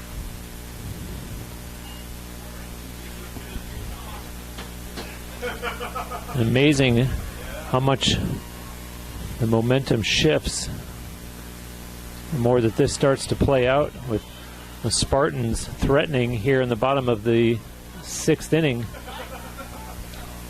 The pitch inside is able to fool Simone. She falls 2 of 2.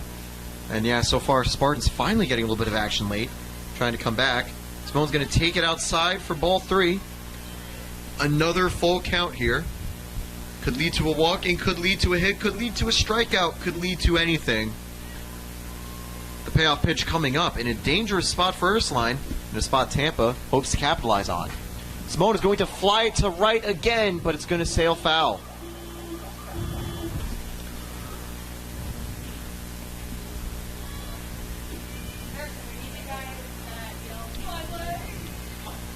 DeSimone, a good job to fight in this full count, keeping it alive.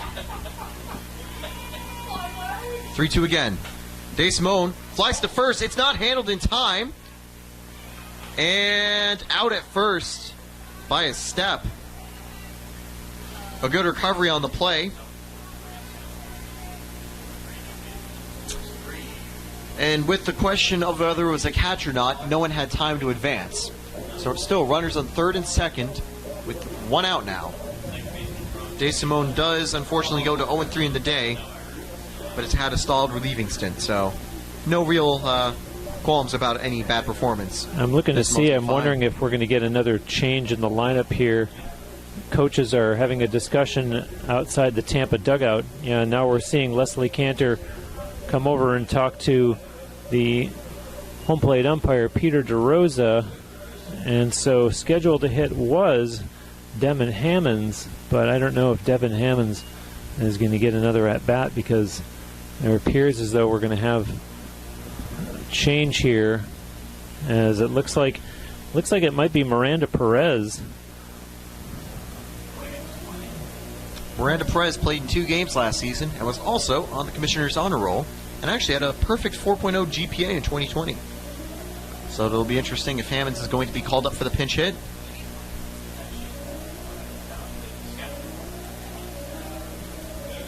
They're still discussing in the dugout, but a strong start to the bottom of the 6th. And like you said, Tampa needed to try to find any sort of offense here to make sure they weren't doing everything in the 7th.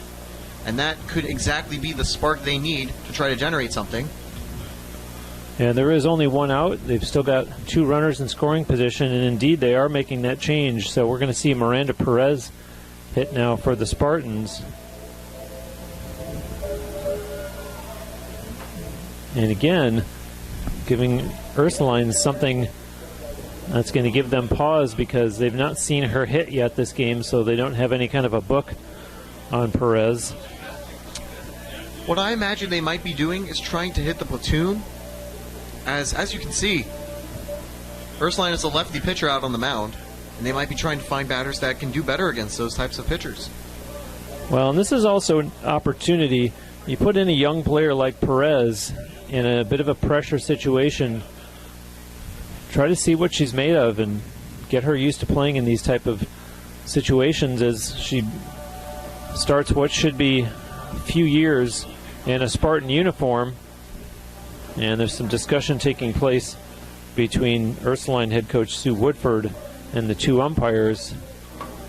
I'm assuming this has to do with substitutions and questions about the lineup changes.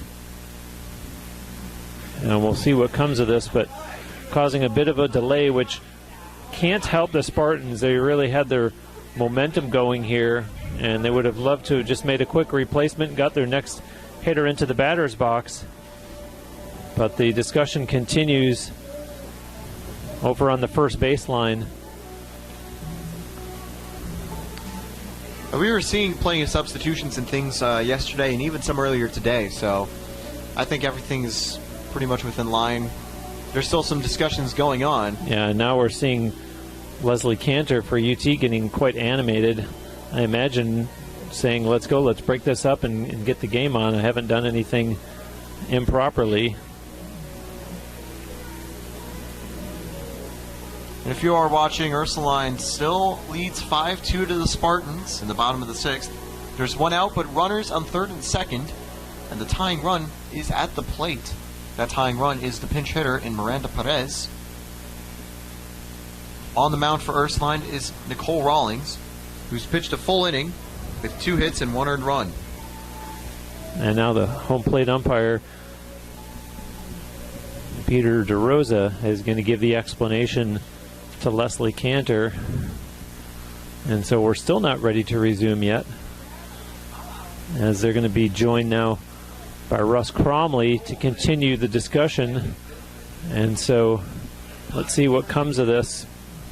We've got a conference over at third base with both of the Tampa base runners and the 3 Ursuline players all gathered together waiting for this to get sorted out.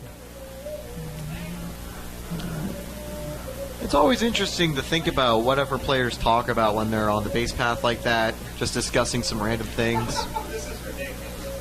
Well, and there's a question about whether or not the number of visits is the issue, visits to the pitching circle, and the umpire is going all the way, I'm going to say almost into the Ursuline dugout. You can just see him at the front of the Arrows dugout, and he's still over there talking to Sue Woodford from Ursuline. Can we get confirmation of something here? There will be a pitching change. And Tara Backherms is going to come back in. Yes, Backherms coming back in for a second stint on the mound to hopefully close out the game. I have to say that is interesting. Backherms having pitched 4 1/3 earlier into circle.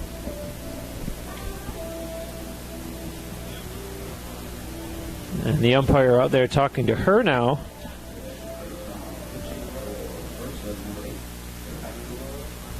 And keep in mind all this time that Miranda Perez is who we're going to see hitting for Tampa when play finally resumes. So lots of changes being made here. And let's see how this affects the flow of the game as it relates to the threat that Tampa had been building up here in the bottom of the 6th inning, having not only pushed a run across the plate, but gotten 2 runners into scoring position with only 1 out.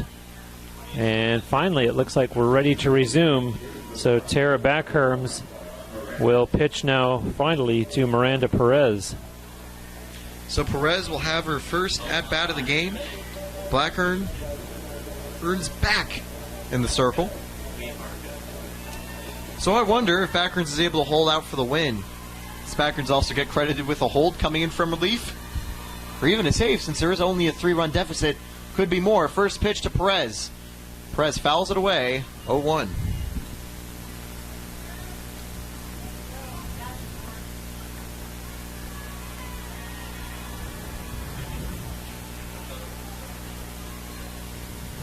Miranda Perez is ready, and Backherms ready to resume. That is going to be a ball inside, 1-1.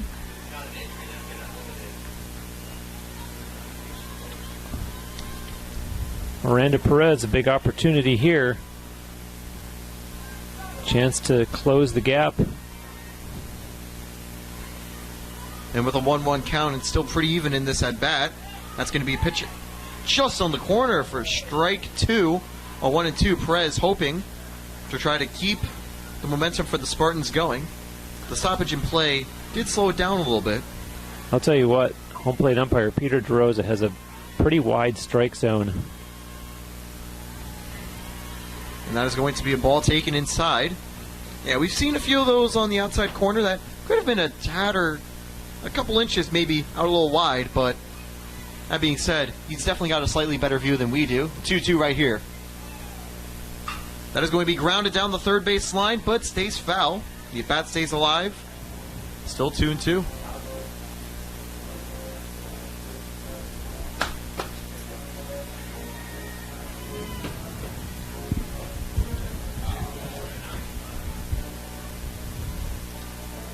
Up next, I wonder if Tampa would pinch hit again up next for... It looks like Fantone is in the on-deck circle. Yep, and there's the pitch. Strike 3 looking. Actually checked up, and it's going to be a ball. It looked like he was trying to call for a strikeout at first. Instead, he looks over to his compatriot, and he says, checked up, and it was outside. Full count here, Perez staying alive. Takes it low and takes the free base. Bases loaded with 1 out. Fantone now will step up.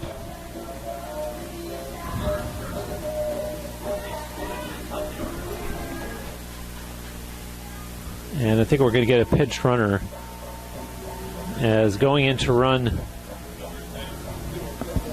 Devin Hammonds is now going to go and run at first base for Miranda Perez. So Hammonds is at first, and then we have Abby Siegel at second and Lexi Chevalier at third, and Lauren Fantone coming up to bat. Fantone having a good game at the plate so far, 2 for 3. Let's see if she can keep it up. Yeah, Fantone is the exact hitter you want. Already 2 of 3, one of the stronger hitters on the team to get the ball in play. And with the tying run at first, a good outfield hit could potentially blow the game wide open. 1-0 taken. Fantone, strike in the dirt. Swung and missed right there. That was pitched low and away. Good stuff. And so far, Backrens has had a good job on the mound.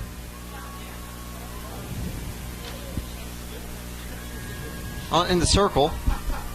And there's a wild pitch. Runner trying to go home. No, instead there's going to be a little bit of a pickle on the base paths. And an out at third. Safe at second. And that's unfortunate. That's unfortunate. Chevalier tried to score from third and couldn't get there in time. Tried to get back. And she's thrown out at third base. Tampa does still have Hammonds at first and Siegel at second. But the Arrows are able to get out the lead runner, and so now all of a sudden a different complexion as there's 2 outs and a 2-1 pitch on the way. That is going to be inside. 2-2 count here. And Tampa could potentially be going back to the dugout. Tying run now at the plate instead of at first base. Yeah. Chevalier tried to steal, but just backed out. And strike 3. Backrens comes into the circle and retires the side, preventing any further damage from Tampa. It's still a 5-2 game as we enter the top of the 7th. Champions know how to seize opportunities. When they see moments of greatness unfold right before their eyes, they push as hard as they possibly can, and then they push harder. Because the heart of a champion never settles, never quits, and never stops giving its all. We are champions. We are Division II. We go big, we give it everything we've got, and we win. On the field, on our campuses, in our communities, for our causes, in our careers. We rise to become champions in everything we do. We are Division II, and there are no limits here. We make our time count. We set our own path. We become champions on our terms. It's time to up your game, because we're here to play and learn. But most importantly, we're here to discover ourselves, our vision, our heart, our drive, to achieve every goal we aim for, because we want to be champions at the highest level, life. At Division II, the opportunities are here. Are you ready?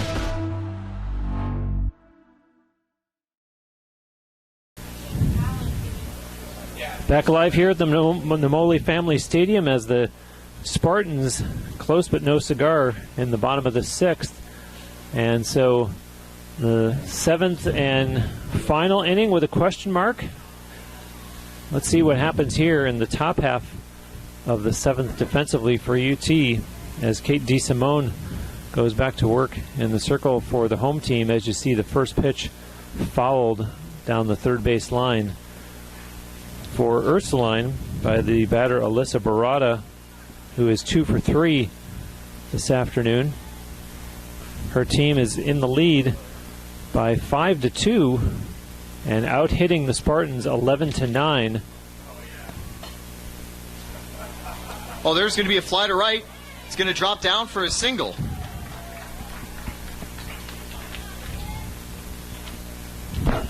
And that will allow a runner to get on. That was a good play that just drops a little bit in front. So DeSimone unfortunately surrenders a hit to start out here. That's going to be a good job by Barada to get back on base. Barada having an absolutely amazing game, 3 of 4. And now up will be Maddie Fields. The first pitch, it's going to be a bunt and goes foul. Closing in on a 2-hour game here. And we still have another game coming up between these two teams as the Spartans open the season with back-to-back doubleheaders at home this weekend. Certainly has been an exciting start, and we still have 7 more innings at the very least to play afterwards. So runner on first, no outs. DeSimone here. That's going to be high and away, 1-0 count.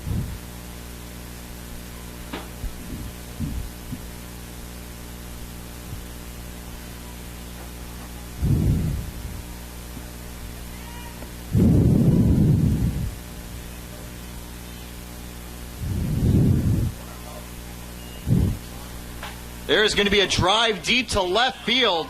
That has a bit of power. It's going to go all the way to the wall. One run will certainly score, and it is an RBI double in the top of the 7th. Fields with an absolute blast of a hit. A good job trying to track it down by Fantone, but even Usain Bolt probably couldn't have caught up to that one. Well, I'll tell you what, Alyssa Barada showed great speed on the base paths, even though it was a double. There was no question that she was going to score as she watched Fantone try to track that ball out in left field. And so Ursuline trying to put this game out of reach here in the top of the 7th. That one will be fouled off. Emily Schrader, of course, now up. Schrader 0 of 2 so far. In fact, apart from Ferretti, is the only player on Ursuline to not get on.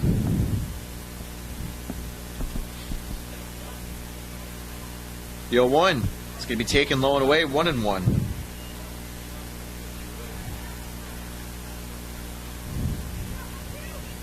So 1-1 count. De Simone has had a solid relieving stint so far, although has allowed her first run this inning. Doing a good job in the circle still.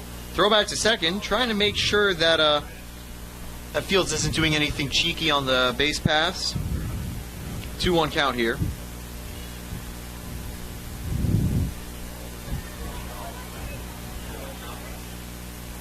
Here's the pitch, 2-1.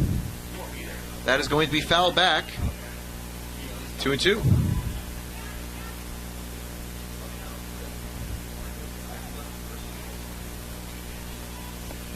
There were only 5 runs between the two teams combined in the 2 games combined yesterday. Tampa playing here against Lander. And this game we're in the top of the 7th, and there's already 8 runs between the 2 teams combined. Very different look than from what we saw yesterday. In fact, yesterday, Spartans won game 1, 1-0. They were winning 1-0 after 6 innings in game 2. There's a full count pitch. It's going to be fouled off and out of play. So we'll have a repeat of the full count. And yeah, it's been offense galore, especially in the 3rd to 4th inning. A total of 6 runs scored in that period of time. 5 from Ursuline, 1 from Tampa, unfortunately for the home fans. But and the teams have combined for 22 hits thus far in this game. Potentially 23 coming up here with the full count. De Simone, the pitch. It's going to be grounded foul. EJ almost was able to pick that off and make a nice catch. It's just a little too wide, unfortunately, for her.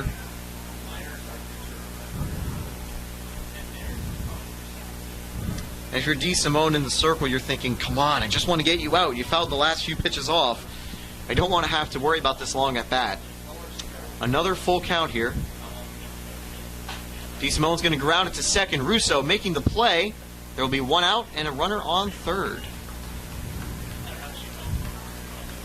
Yeah, they had to go for the easy out there, but unfortunately, if you're a Spartans fan, Ursuline, who's already leading 6-2, now has a runner at 3rd base and an opportunity here to really put the game out of reach. And Giovanna Herrera is now up for Ursuline. Giovanna Herrera, who is 1 for 3. So Ursuline hoping to get a slightly larger lead here still. The 0-0. It's going to be taken inside for ball 1. And down at 3rd base, Fields was already starting her break for home.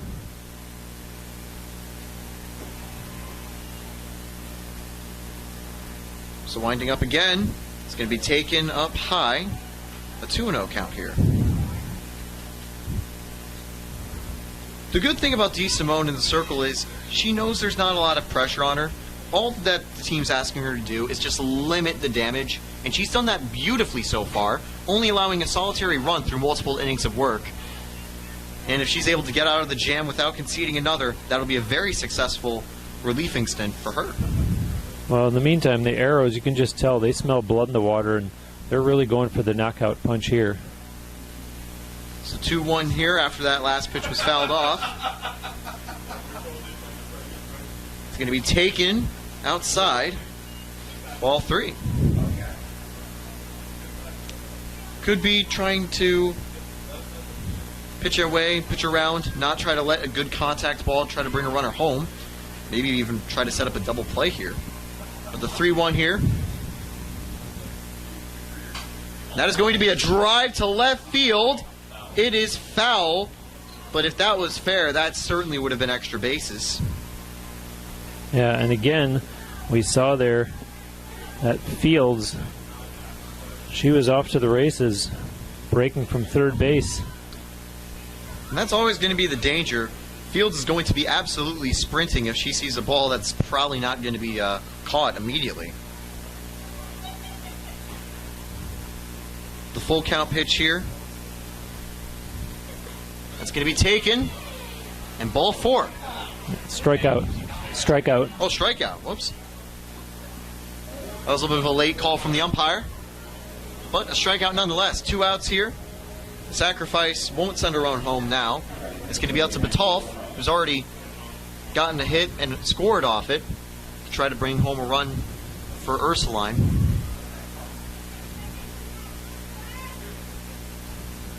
It's the first strikeout of the day for DeSimone. Ball 1 here. And a nice break for UT there to get to 2 outs if they can just retire Batolf now and get one last at bat and see if they've got enough in them to close this deficit. That's a good swinging strike there. A 1-1 count now.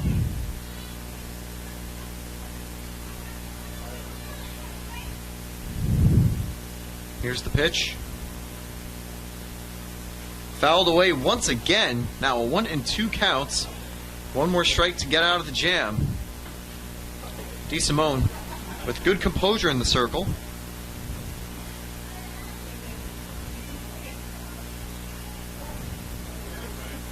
Here's the 1-2.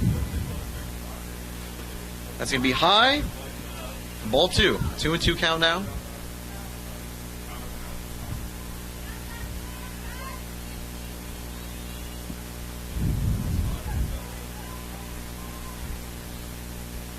Two here from DeSimone. And it's going to be fouled backwards. Staying alive here in the at-bat will be Batolf.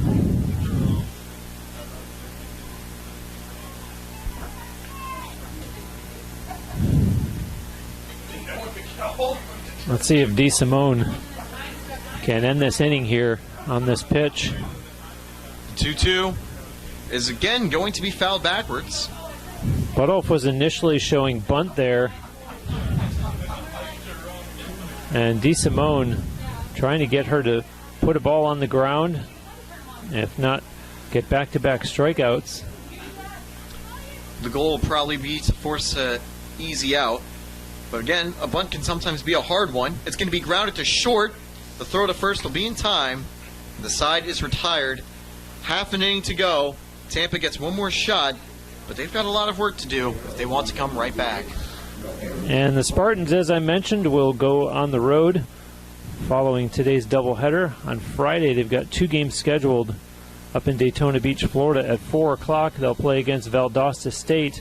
And then at 6:30, they're scheduled to play Auburn Montgomery. And the next day, they will play those 2 teams again, albeit in reverse order. The Spartans will not be back home until Friday, February 18th. 6 o'clock start here at Namoli Family Stadium against Eckerd. And we'll, of course, have those games for you here, although we always encourage you to come out and support the team by watching the games in person. A really good crowd on hand today to watch this doubleheader between the Spartans and the Ursuline Arrows. And it has not been a very Florida-like day, but good to see this crowd filling up the stands nonetheless. And hoping that the home team has something left in them in this bottom of the 7th, as they trail 6-2, and leading things off against pitcher Tara Backherms will be Steph Ballmer, and then she'll be followed by the 3 and 4 hitters Mariah Galhouse and Corinne Miner. All 3 hitters are 1 for 3 thus far in this game. Tampa needs a little bit of luck, a little bit of hope. This is one of those situations where there's maybe 5% chance, 95% faith. But the best hitters are coming up for Tampa, which gives you a good opportunity to. But unfortunately in the circle, Backherns has been very hard to deal with for the Spartans. So, we'll have to see who will win in the end. There's a 1-0 count here. That is going to be a drive foul, meaning it to a 1-1 count.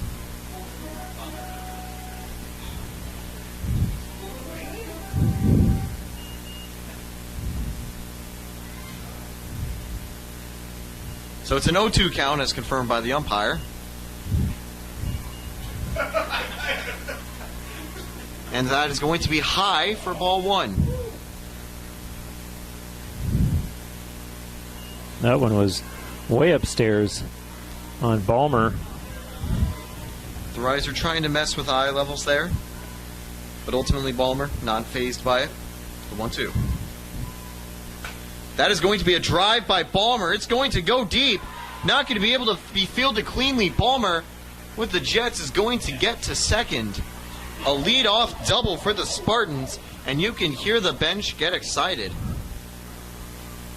And up next now is Mariah Galhouse, one of the most prolific hitters for the Spartans, who also has an RBI so far. Great start to the inning there, Steph Ballmer with the double to left field, and immediately puts a runner in scoring position for Mariah Galhouse here in the bottom of the 7th, as the Spartans have to leave it all on the field here, trailing by 4. See if they can scratch and claw their way back in. That'll be taken for strike 1. And that's the exact start Tampa needed. A good hit.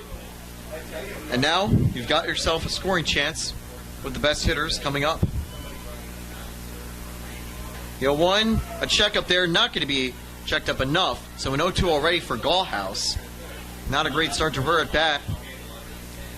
And now a chance for Backherns to get one of the 3 outs she needs to secure the victory. Galhouse fouls it off, keeping the at-bat alive. At this point, you have to choke up, and you have to try to get a decent ball into play. You can't afford a miss. 0-2 is a really nice pitcher's count. Backherns is definitely loving it. Mariah Galhouse going over and getting some wisdom from her head coach Leslie Cantor. Behind in the count, 0-2, and trying to do something with that runner, Steph Ballmer, who's at second base.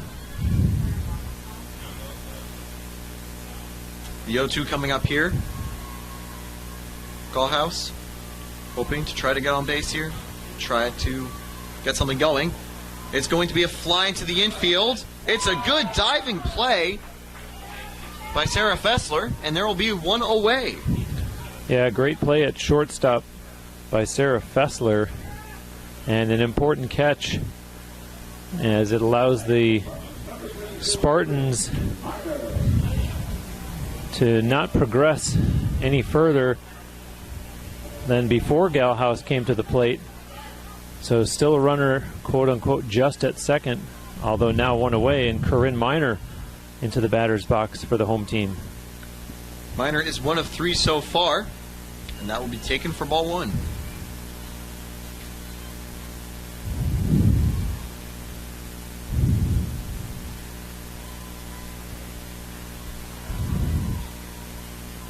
The 1-0 here to Miner. It's going to be taken as well. Ball 2. A good eye from Corinne Miner. And that being said, as a pitcher, she definitely knows how to read pitches, I think, a little bit easier. That she knows probably she's able to formulate the strategy that Backherns is thinking of. And already ahead 2-0 in the count. That is going to be a hit, but an easy fly out to second. 2 away. Curran Minor not able to get anything going there. Well, and that'll bring up Alexa Russo, and it's do or die for the Spartans now. They do have a runner at second base, but only one out away from ending this game. And so let's see if Alexa Russo, who is 1 for 2 and also hit into a sacrifice, let's see if she can keep things alive for UT here in the bottom of the 7th. Russo had a double last time, and that would be a great play to have again, but this time taking 0-1 inside. Actually, it was a single last time.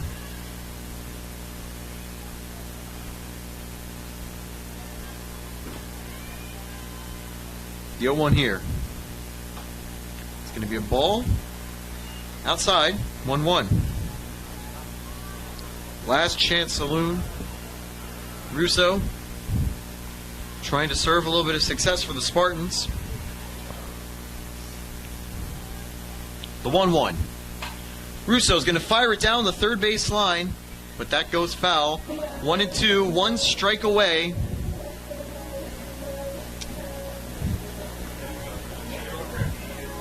And Backhurns would have a very interesting scorecard, would be able to get a win and also technically a hold coming in relief. But the 1-2 count here,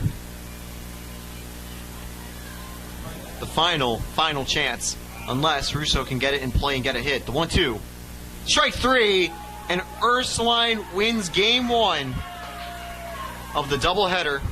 It's 6 innings pitched, 4 at first, and then Backhurns came in to finish out the rest of the game. That's our 3rd strikeout of the day, and ultimately is able to secure a win for the visitors to open up game 1. She conceded 8 hits in 6 innings with 1 allowed, and also conceded a solitary walk.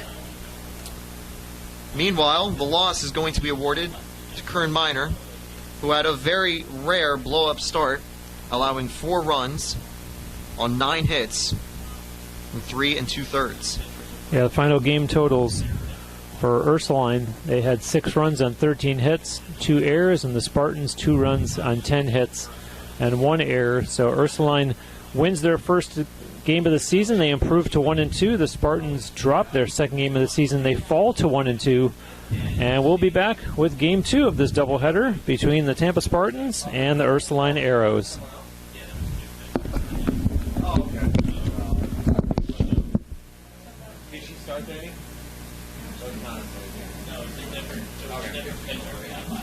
Okay, so no save.